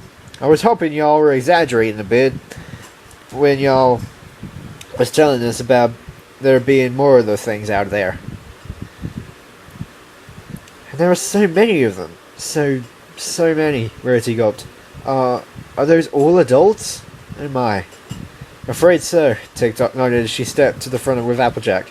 Twilight at her side so she could see as well. "See what I mean when I said this section of the world was a little more dangerous? Worst part is, the fastest way from here to the coast is straight across a stretch of rock. Down the cliff, across the Gargantuan territory, directly to the coast." Perfect, Rainbow thought. Finally we're getting somewhere. Wait, why is that the worst part? Rarity frowned as she looked back out, watching in disgust as she watched the creatures move and interact with one another. Rainbow knew that, look, she would always give the same look whenever she saw any amount of detestable behaviour. Good heavens. This doesn't bode well at all, does it? We're not actually going through there, are we? Fluttershy asked nervously, clearly remembering all too well the pain she felt at her first encounter with one of those things, and a young one at that. Rainbow, of course, was full of confidence and spirit. Nothing like that would happen this time around. Not when they had all grown their new powers. Not when they were so close. Of course we are! She beamed as she spread her wings and moved towards the cliff edge. It's the fastest... No, we ain't, Applejack interrupted. Rainbow stopped cold and stared at Applejack with genuine surprise, thinking she just had to have heard wrong. There was no way Applejack had said what she thought she did. They weren't going this way? What? I said we ain't, Rainbow, Applejack repeated, a hint of annoyance at having to do so. It's dangerous business going through there. We're taking a different route though. Here, I'll show you. She unfurled TikTok's map until it was large enough to see clearly for all the group, and pointed a few miles west of their current position, which was of course highlighted on the map. As she tapped the map, it modified itself so that it could clearly see what they were headed into.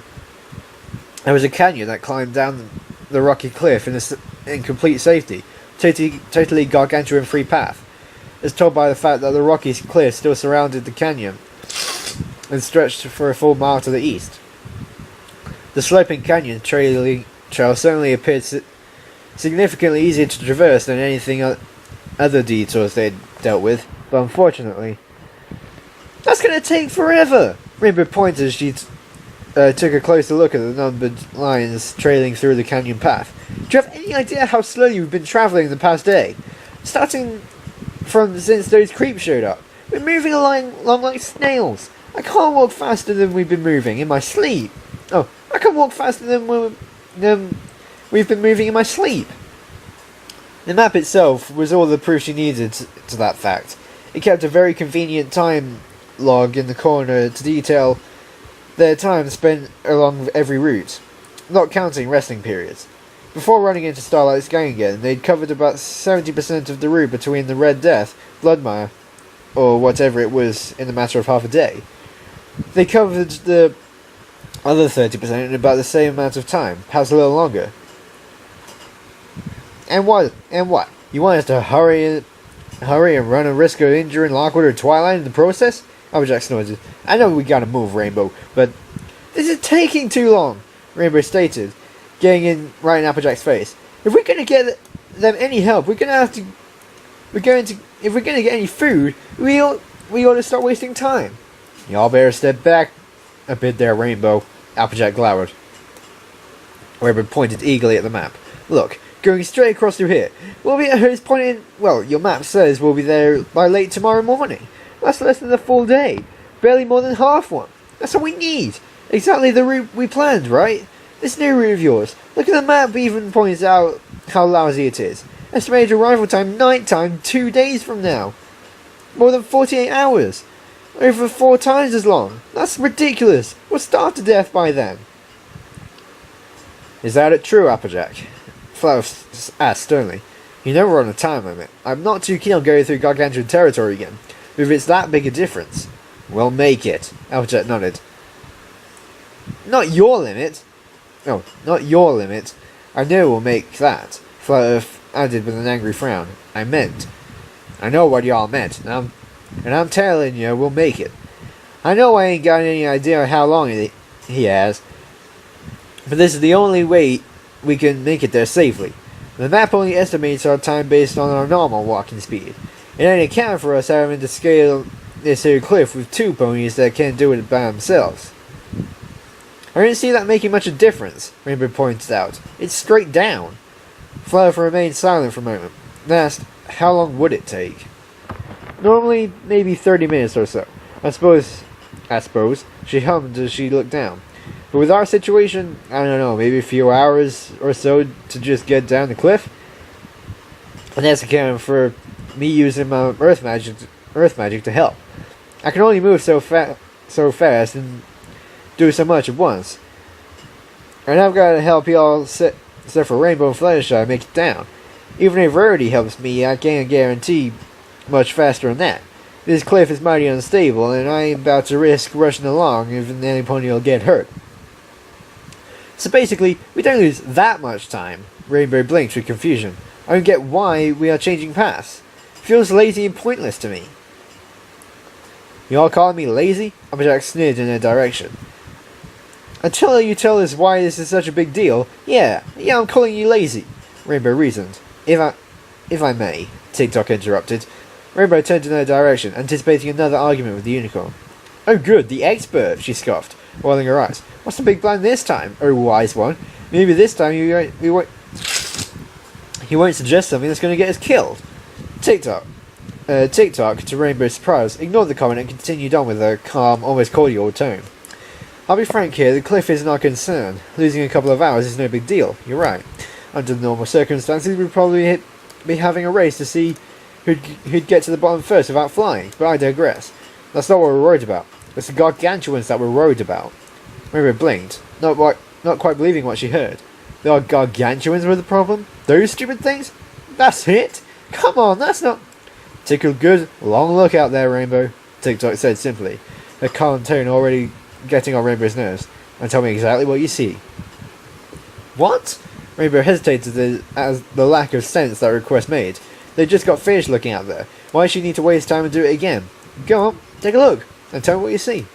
No need for silly details, just the important things. Rainbow huffed and looked out over the cliff as she asked, if nothing more than to humour the unicorn. Wasted our time taking wasting their time talking instead of moving. Same as before, the great expanse of nothing but lifeless, barren, rocky terrain where the only thing moving at all were the Gargantuans. Adult Gargantuans, of course, and certainly quite a few of them. Okay, more than a few, maybe a few dozen or so.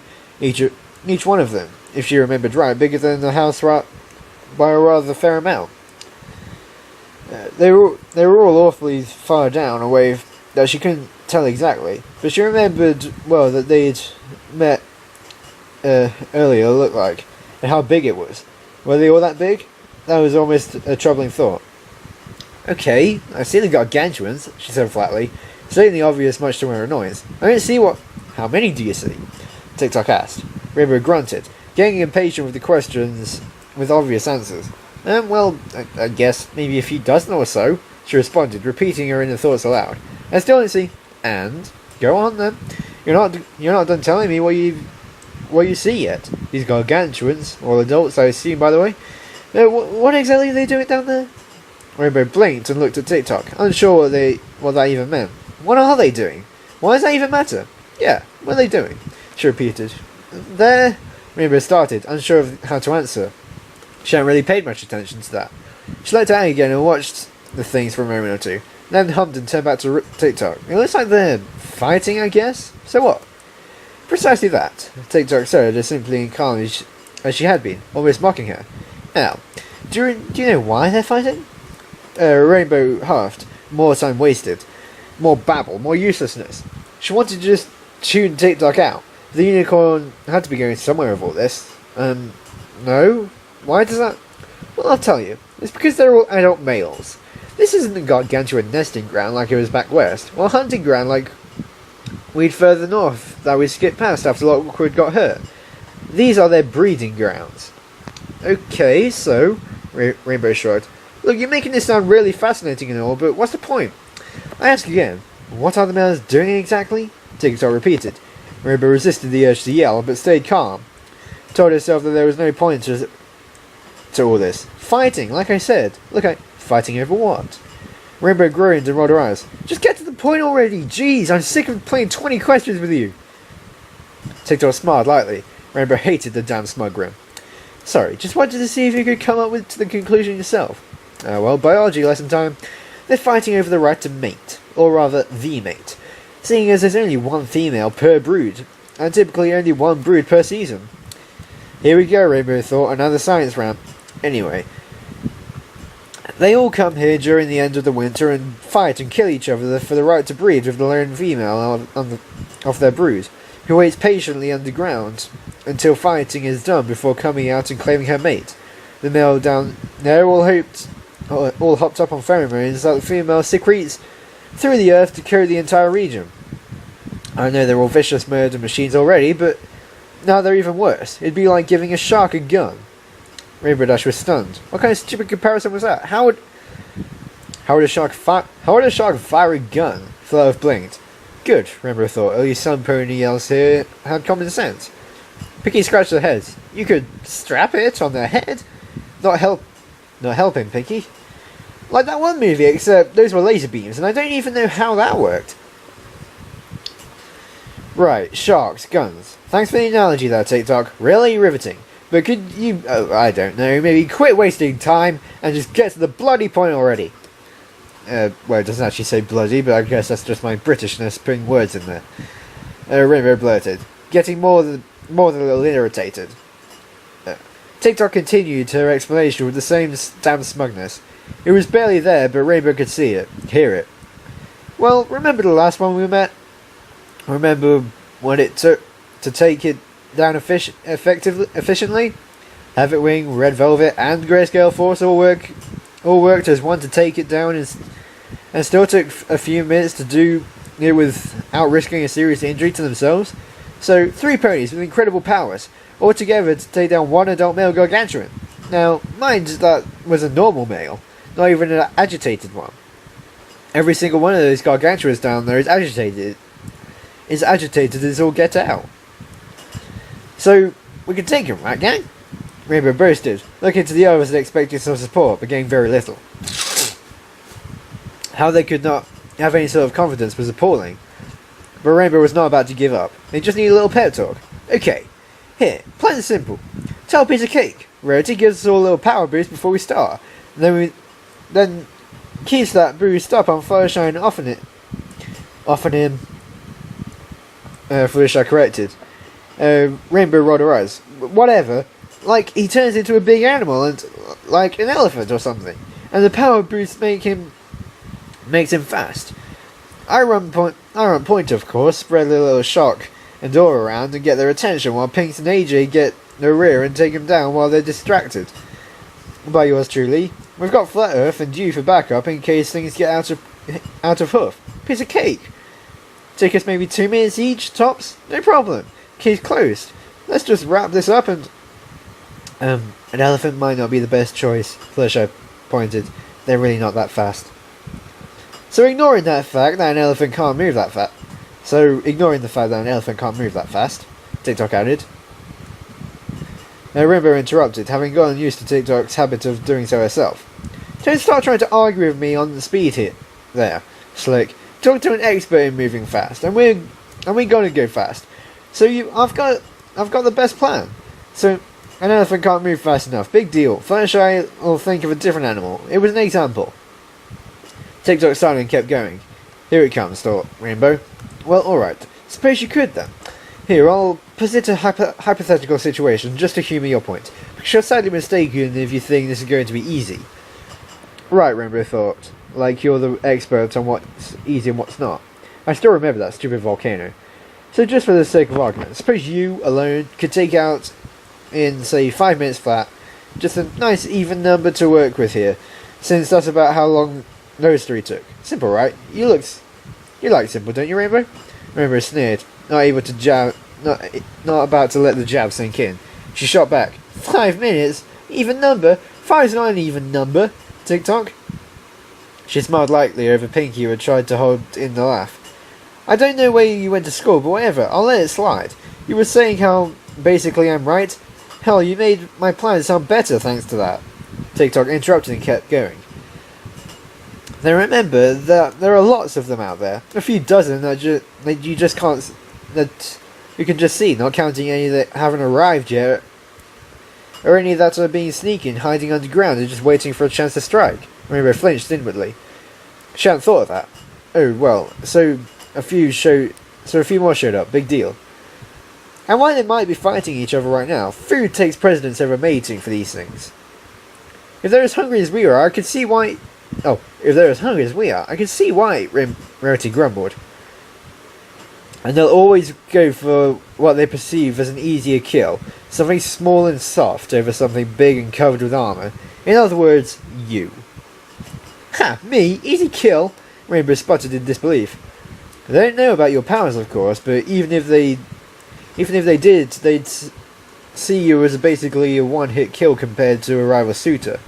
They might actually even fight over you. But good luck getting out of the way of that. You saying I can't outmaneuver them? Huh? Rainbow steps forward. I can fly circles around those stupid things. More than enough for our fighters to get back in there and take him out. Applejack can handle it just fine and... Hey, don't forget me! Pinkie chimed in, making Rainbow glad at least somepony had her back. Monster slaying is one of my prime skill sets. Right, and then there's Pinkie. And I bet Rarity can boost you and Flat Earth too, maybe up to our level even. No trouble at all, and I'm not seeing a downside here, TikTok. Oh well, isn't that wonderful news? So there's, 5 of us? TikTok rolled her eyes. Ha, Rainbow thought, there's the smug TikTok there's the smug TikTok I know.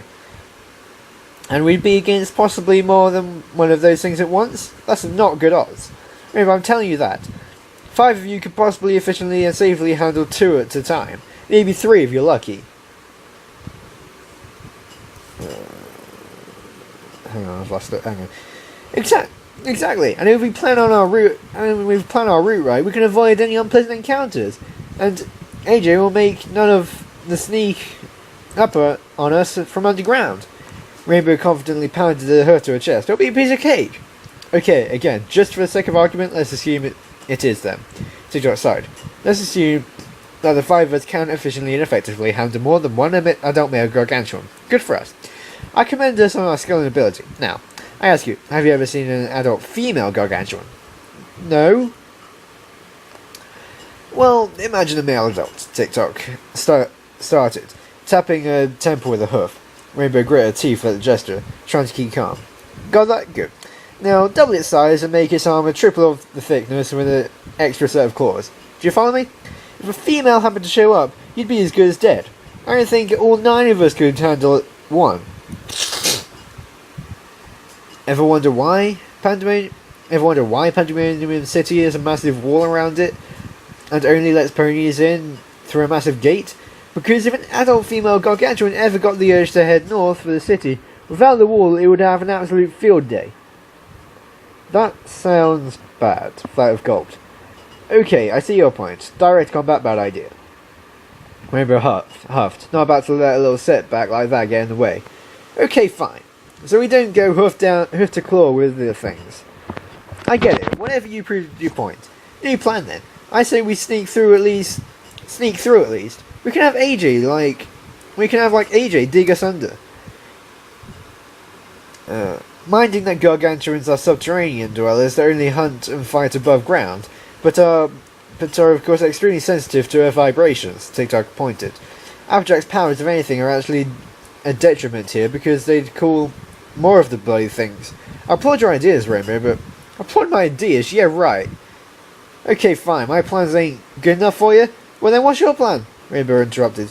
You said this was your original route, wasn't it? What did you plan on doing to get across? We can't speed through because we've got injured and you all can't move as fast as me. We can't fight our way through because we were outnumbered and outgunned. We can't sneak our way through because they can detect us underground. What was your plan then, huh? Me, Twilight replied weakly. Twilight? Rainbow blinked. She'd forgotten Twilight was even awake. She'd been so quiet. Okay, fine, you. What's that supposed to mean, huh? After TikTok told me about what to expect through here, I thought about spells that might help. Twilight breathed raggedly.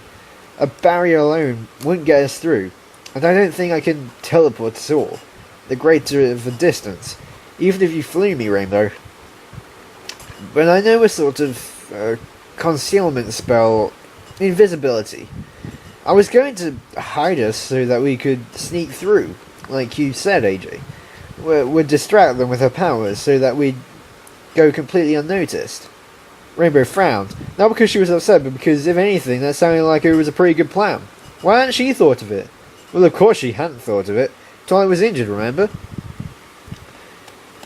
But with her injured and unable to use her magic, TikTok sighed dejectedly, confirming Rainbow's thoughts. We've lost our only safe option. I'll be blunt, it was a long shot in the first place. But we knew those others wouldn't chase us through here. And if worse came to worse, we'd make a run for it.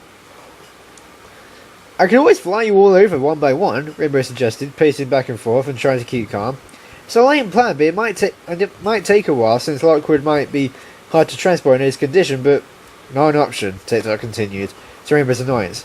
What is wrong this time? The coast isn't exactly safe either. There are other monsters there too. And believe me, you don't want any of us trying to take them on alone. Applejack might stand a chance, but it's a far cry from a guarantee. I know, it seems like everything's always working against us to make things harder. Rainbow was about to comment, but was interrupted before she could even start. Tell me about it, Pinkie said first, throwing her hooves in the air. Rainbow was glad that again somepony seemed to be on the same wavelength, especially since it was Pinkie. Fact is, Applejack sighed, this here route is too dangerous for us to take without some sort of plan. And our only good ideas revolved around Twilight being, well, Twilight. TikTok don't know how to do them teleporting spells, or that concealment wanted, so even if Rarity gave her everything she had, it'd do us no good. Then things sound like they'd make a mincemeat out of some regular old shield too. At least that's what Twilight said. Rainbow couldn't believe what she was hearing. This was so unlike them. So we're just giving up, is that it? She snorted in disappointment. What about us taking the fastest route home, huh, Twilight? I'm sorry, Rainbow, Twilight sighed. It's not worth the risk. Besides, we all expected them others to try and ambush us in the canyon. Besides, we're all expecting them others to try and ambush us up in the canyon. Not up north like that, Applejack added. Rainbow laughed and waved a hoof, completely bewildered by what she was hearing. So wait. You know that those jerks would most likely try to ambush us through the canyon. You know this. You've predicted it. It's almost like it's the most likely thing you can expect. Yeah? Well, yeah, that's what Applejack started. Rainbow interrupted. So what I understand is, you're taking us straight into the path where you know they're most likely to show up. Am I hearing this right? Applejack sneered. Let's sneer, Rainbow. We've got them a rowdy whooping yesterday. Since they didn't show up last night, and they ain't attacking us now, we're at our lowest, I think it's safe to assume that they're still recovering. If we hurry through the canyon, we ain't got to worry about them. They'd never catch up. How can you be so sure, Rainbow spat? You could just be walking us into another trap. That's why we should be taking the fastest way through. Applejack stood firm. And if I am, I'd rather be risk dealing with those guys than those things down there. At least with Starlight's little gang, I know what we're getting into and how to handle it. Rainbow sneered and turned back towards the cliff. The stupidity of the plan just astounded her. What was happening to her friends that they kept making such boneheaded decisions? Was she the only one still competent around here? This is a bunch of crap. None of this would happen if you would listen to me in the first place. None of what? TikTok asked. Rainbow found it impossible to believe that TikTok of all ponies here couldn't figure it out. Her anger began to get the better of her. She was so sure that her plan would work, and here again, not only were they being ignored and shot down for teeny tiny reasons, but then they were again going off and taking another route that was just plain dumb. How could they be so wrong? Things weren't like this back home. Twilight was always intelligent and quick thinking, if a little by the book. Applejack was always level-headed and up for taking the straight route options, and neither of them would let a show-off know-it-all like TikTok take charge. Why were they now, of all time, changing their tune? Couldn't they see it was making things worse? She wheeled around and turned to face them, all of them. They needed to hear her. They needed to listen. If we'd just gone the way I suggested in the first place, we'd have never met Starlight's group. We'd never needed to worry about them. We could have taken the safest route through plenty of time to spare. Sure, we wouldn't have found out about these neat powers we have, or at least not as easily, but who knows? We might have discovered those on our own too, and used them to make our journey faster. And to tell you the truth, we don't even fucking need them. Fluttershy would never have got hurt. Lockwood, the idiot that he is, would have never gotten hurt. We'd have still had our supplies. We wouldn't be fucking starving because of these 3 days without food. And your new route means that we're going to be nearly means that we're going to need nearly 6. Twilight would be perfectly fine to get us through here now, too. And even if she didn't want to try, there'd be nothing to worry about going through the stupid canyon. Pinkie sighed exhaustively. Dashy, you don't know any of that for sure. I know it would have been better than this. Rainbow spat. Look at all the crap we've had to put up with this whole bucking week because of all this. Look at what it's doing to you all. You're all out of control, making stupid decisions, making everything worse. Doing it us? Applejack snorted. Rainbow Dash, I think y'all better take a good look at yourself for y'all starting to turn us we're out of control and making things worse. Y'all need to just calm down before... Calm down! Calm down! Rainbow snorted. She wheeled around and faced the earth pony. Applejack stood firm. Yeah, y'all heard me. I said calm down. You're all making the others upset and... Oh, I get it. Cause you're so damn much about... Oh, cause you care so much damn about the others. Is that it? Rainbow spat. You say you care about every pony in the group, huh? I can think of an exception to that. What? You thought we didn't all hear anything about... What, you thought we all didn't hear anything Flutter said about you yesterday? I know I did. Dash, you don't want to go there. Applejack glared. Oh, I don't. Why? because he's fucking right? I saw the way the two of you were all chatty the first few days after leaving the sea, all the way up to the checkpoint, and then something happened. You don't ever even fucking talk to the guy anymore. What the hell is up with that? I'm pretty curious about that myself, Flo said as he glared over at Applejack. Applejack stuttered. Rimber snapped.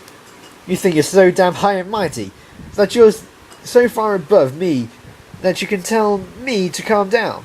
And the worst part is I know some of us have fucking asked you what that crap is about, and you've consistently changed the subject, or just ignored it, or sat there and sputtered like a moron like you are now. Element of honesty, ha! Some load of crap that is. Next thing you know, you're going to start lying again, just to get us out of it. Instead of all the diversion garbage. What the hell happened to you, AJ? When did you turn into a damn hypocrite, huh? Applejack frowned. Well, Rainbow scoffed. And you want us to listen to you? Why the hell would anybody want to listen to you? When you can't even make up your mind on whether or not you want us to be a decent pony or to somebody else. Whether or not she's been one way or another to somebody else is irrelevant to how good of a navigator she is, TikTok said, stepping forward. Applejack is a superb navigator. Her roots haven't done anything to get us in trouble by themselves. It's not her fault those 6 psychos showed up. If you want to blame any pony for that, blame them.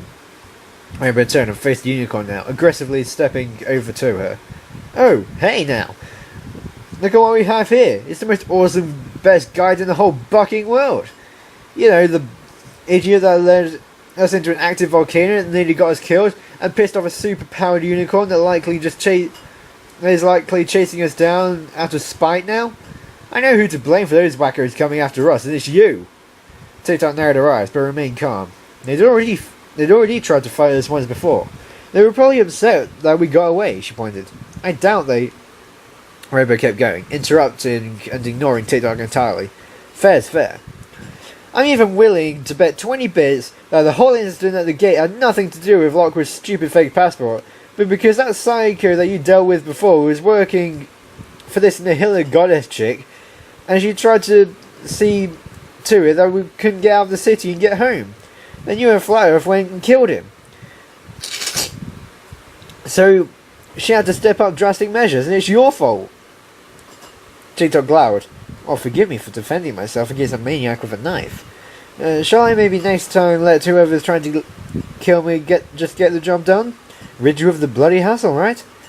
Because I guess all I do is weigh you down. That's the feeling I get. Is that the 3 of us? She pointed, referring to herself Lockwood and Lockwood. Fluff and Lockwood. I'm just slowing you down. That you'd have been able to get home just blooming fine without us. I think you need a little reminder on how much we all sacrificed for you. We can't get home. We are stuck outside the city. Home for us is forward. Then maybe we should stop plodding along like a bunch of damn wimps. Remember spat. You heard that idiot last night. He practically wanted us to leave him out here. Maybe... She stopped for a second, reconsidering what she was about to say. Fluttershy stood up in the corner of her vision. She hated the guy, but wishing him dead? No, she didn't want that. Maybe we should just put that jacket in his mouth to shut him up. I can't take the whining. Fluttershy stepped forward. You were going to say it, weren't you? You were going to say we should leave him behind. And here we go. Rainbow glared. She turned to the other Pegasus. The little wimp's glorious defender. Despite getting so upset that she was getting babied, you thought I was going to say we should leave him, right? You... Did I say it? She wasn't walking, but Fluttershy stumbled just the same. I'm just looking out for everyone, including stupid ponies who get bitten by zombies or monster bugs. Know any pony like that? Stupid. Me? Fluttershy blinked, pointing at her for herself. What did I do? First you go and get yourself damn near killed by a monster bug thing that you knew nothing about. We all cared about you, and you were worried sick about... And we're worried sick about you and all that. But one pony that seems to have gotten all the thanks and attention for it is that idiot. And she sneered and pointed at Lockwood, who then thinks, hey, I've got a dumb filly in the back. and then he gets himself killed just to impress you into the sack, and you're falling for it. Fluttershy gave Rainbow an angry glare, but she was shaking. Rainbow saw her breathing getting heavy. Her voice wavered. "You take that back, Rainbow. Lockwood is not an idiot. He's not trying to get me like that. To get with me like that. He's a good pony." "Oh yeah, he's not now. That would be beyond stupid. But sure, I'll keep giving him that knight in shining armor crap. Fluttershy, that's worked out so well. I mean, that's just great for him now, isn't it?" Rainbow scoffed. "You treat him like he's this fucking great and wonderful saviour. Wow, because he stayed up with you while you were asleep. Oh yeah, that makes him a great stallion, that's for sure. Don't thank Rarity, who was doing the same thing. Oh no, don't thank TikTok, who kept you alive the whole time. Wouldn't want that. Don't thank Peter, who gave you the medicine that saved your life. Nope. Just thank Lockwood, who bucking took a nap near you. A fucking hero.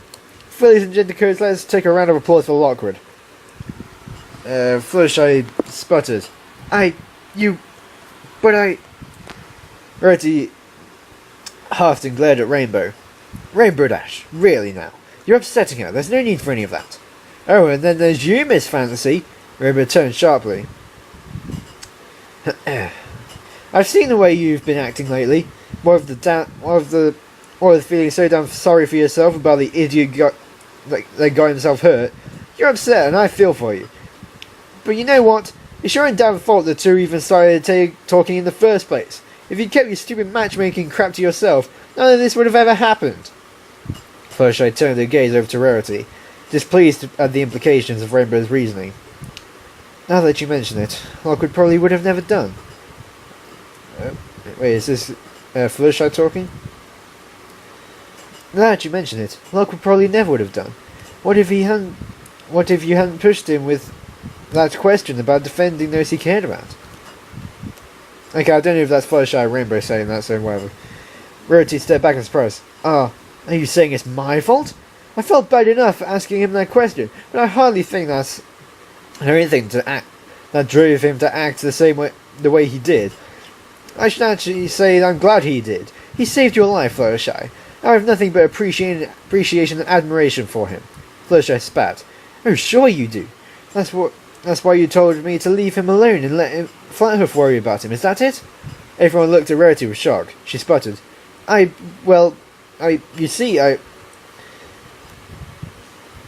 "Wow, that's cold, Rarity," Flutterhoof said, narrowing his eyes. "I never expected that kind of behaviour out of you."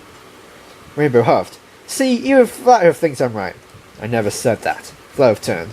"I just said I didn't expect it out of her." Rainbow blinked. "I see. So you think I'm wrong, huh? You think all of this is a bunch of horse apples? That maybe I should just shut my mouth and take it elsewhere." Flutterhoof glared and took a step forward. "I didn't say that either. You looking to get into it with me, kid? I think I've heard enough of your bad-mouthing my friend."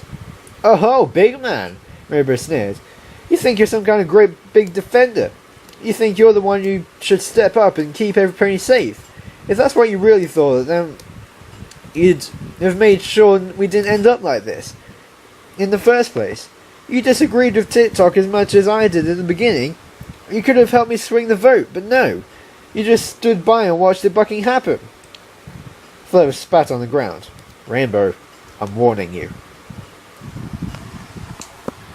"What are you going to do, big man? Hit me? Careful, you might drop your cargo," Rainbow sarcastically pointed at Lockwood. "Fantastic job keeping him safe. By the way, little wuss Pegasus back there complains about feeling weak because he botched up whatever weird power he has. He doesn't know how to fight. He's standing right next to another pony who doesn't know how to fight, and what do? You leave them. You go off to join into the brawl with AJ because you're such a big man." Fluttershy paled. At least Pinkie and I distracted the whole bunch of the stupid things. What did you do, huh? Fluttershy and Rarity are over here blaming themselves for it, and that moron blames himself for it too. But you know what? You know whose fault it is? It's yours, because you didn't stick up for your friends, like you say you always do. Rainbow, I really think you need to calm down. Twilight breathed. calm down. Don't tell me. Hang on. Alright guys, sorry I got interrupted by people, and yeah, it's a few days later, so I apologise if I lose track of where we were. I believe Rainbow Dash was just about to have a go at Twilight, so Rainbow, I really think you need to calm down, Twilight breathed. Calm down? Don't tell me to bucking calm down. Oh, you think you're gonna get off easy just because you're hurt? Lockwood's the only one who gets that benefit because his dumb ass is bucking unconscious. Lucky him. Not you though, Twilight. You're wide awake. Stop trying to calm me down like you're some sort of bucking authority figure here. Because let me tell you, you're not. You've got no authority. You're not a leader, and your constant indecisiveness and mismanagement put us all in this mess in the first place. Twilight started. But you what? But you what? Disagree with me? Hooves up, every pony who thinks Twilight's done a pretty wonderful job of leading so far. No pony moved a muscle. Well now, how about that? Not a single vote. Gosh, Twilight, I thought for sure one of us would think you were doing the perfect job. Rainbow, TikTok started, barely able to stay calm as she looked around at the others, all apparently and appropriately ashamed and disappointed in themselves for once, instead of blaming everyone around them. Rainbow grinned to herself. I'm not hearing any more arguments. Well then, guess we're all settled, unless anybody else wants to argue with me. Believe me, I've got a lot more in me if you guys need another reason why you're all wrong. Rainbow Dash, Pinkie pleaded. Please, calm down. Rainbow whirled around on Pinkie and opened her mouth to speak, then hesitated for a second and stopped. Just stopped. She snorted and turned back to the others with an angry sneer. I'm sick and tired of all the delays and ambushes and near-death experiences that keep coming about because none of you will bucking listen to me for one bucking second. Tell you what, guys, here's an idea I just had. You do things your way, and I'll do things my way from now on. We'll see who gets home first. 10-bit says it's me. She turned towards the cliff and spread her wings, angry lightning crackling through her feathers and sparking about with every step she took towards the edge. Pinkie hurried over in front of her and put her hooves in a halting gesture, causing the indignant Pegasus to stop in her tracks. Dashy, what are you doing? You can't go off by yourself. Myself? Pinkie, what, you thought I wasn't going to offer you a ride? Rainbow blinked in surprise. Forget it. Come on, Pinks, hop on. We'll get to Hope's Point in less than an hour. It's easy as pie. We'll see if we can send some rescue ponies or something to help these guys get the rest of the way there. Now that sounds like a good idea, doesn't it? Gosh, it almost sounds like the best plan yet. We'd still have to walk around the way we planned to anyway for them to meet us, TikTok pointed. No pony from Hope's Point would be an idiot enough to go across the breeding grounds. So you're not really saving us any... They have Pegasi there, don't they? I'll get a dozen or so rounded up and bring them here to carry you all. Rainbow shouted behind her angrily. Oh what, that didn't cross your mind? Seems like a lot of simple solutions seem to just completely go right over every pony's heads in this group. Okay, fair point. They might send a small transport craft out to us. Thing is though, how do you plan to pay these ponies to help? TikTok asked with genuine sincerity. Hope's Point services aren't free, you know. Cheaper than anything in Pandemonium City, but we didn't bring any bits with us, so how? Rainbow sneered. I'll figure something out. See, 'cause that's what I do best. Think on the fly. Come on, Pinkie, we're getting out of here. She offered her hoof to Pinkie, who hesitated and slowly lifted her hoof towards Dash's. Rainbow stared at Pinkie for what felt like forever as the pink earthbone continued to hesitate. A colossal frown across her face, and the poofy hair poking out of her helmet started to droop. Rainbow asked again. Pinkie? There was a pleading tone in her voice, unsure what to think about the hesitation. Why wasn't Pinkie taking her hoof? Pinkie frowned deeper and dropped her hoof back to the ground. She shook her head slowly, glumly, with disappointment and dismay in her eyes. Dashy, it isn't right to leave every pony by themselves like this. What if something happens and they need you? What if I need you? Rainbow stopped for only a second, then huffed and shook her head, pulling her own hoof back and putting it back on the ground. Her disappointed, narrowed eyes were directed straight at Pinkie Pie. I'm fast enough that I'll have help sent on the way by nightfall, and I'll meet back up with every pony. Simple as that. They won't even be at the canyon by then, and we can all meet together. My plan is perfect, like all my ideas have been. I'm trying to help Pinkie. Come on, let's go, please. Pinkie frowned and shook her head once more. Dashy, I'm not leaving them by themselves. I can't. They need us. They need you. Come on. She smiled, reaching her hoof towards Rainbow's shoulder gently. Stop acting like a big meanie. Let's... Rainbow pulled away suddenly, angrily. She wanted to scream. She wanted to cry. Even Pinkie was against her? That couldn't be possible. Pinkie's smile dropped instantly as Rainbow looked at her with an intensity that she was not used to. She'd seen Rainbow mad before, but this was different. Rainbow's teeth clenched and her wings rustled, and even now the air around them began to stir. I get it. No, really, I get it now. I'm just the hot-headed jerk that's been so fucking mean to every pony. Is that what you think? That's what you think, isn't it? She shouted as she turned towards the others. Fine. Think what you want. All I've ever done is think of all of you. And what do I get for it? I get yelled at for disagreeing all the time, and nobody ever listens to me. And now... She turned back to Pinkie and wiped her eyes. Now I'm getting told I'm too bucking mean and harsh, and all that crap. Well, fine. For a moment she was calm and spoke with visible anger. Nothing more to see of her indignation, but a vision of tranquil fury that they could all see in her eyes. Fine. I can see I'm not wanted around here anymore. You can all abandon me then, if that's how you feel. I won't be abandoning you. You'll just go off on your merry way, while I get us home. Because that's what friends do. Dashy, please. Pinkie pleaded, tears in her eyes, as Rainbow stepped back away from her. Rainbow then leapt and soared straight upwards before looping around and blasting off at the top speed towards the coast, a furious trail of lightning and wind rocketing off around her, ripping apart most of the cliff edge around her launching point. Wait, Dashy! Pinkie blurted as she stumbled over the cracked earth. A massive explosion and a ring of multicoloured light cued a sonic rainbow as Rainbow Dash flew off into the distance. The incredible blast of sound cracked the cliff even further, forcing the others to all step cautiously back, as wind and lightning blasted out from the centre in furious anger, firing downwards at the ground and ripping apart earth and rock, causing the Gargantuans below to scatter for a brief moment before returning to their fighting. Pinkie nearly ran off the cliff after her.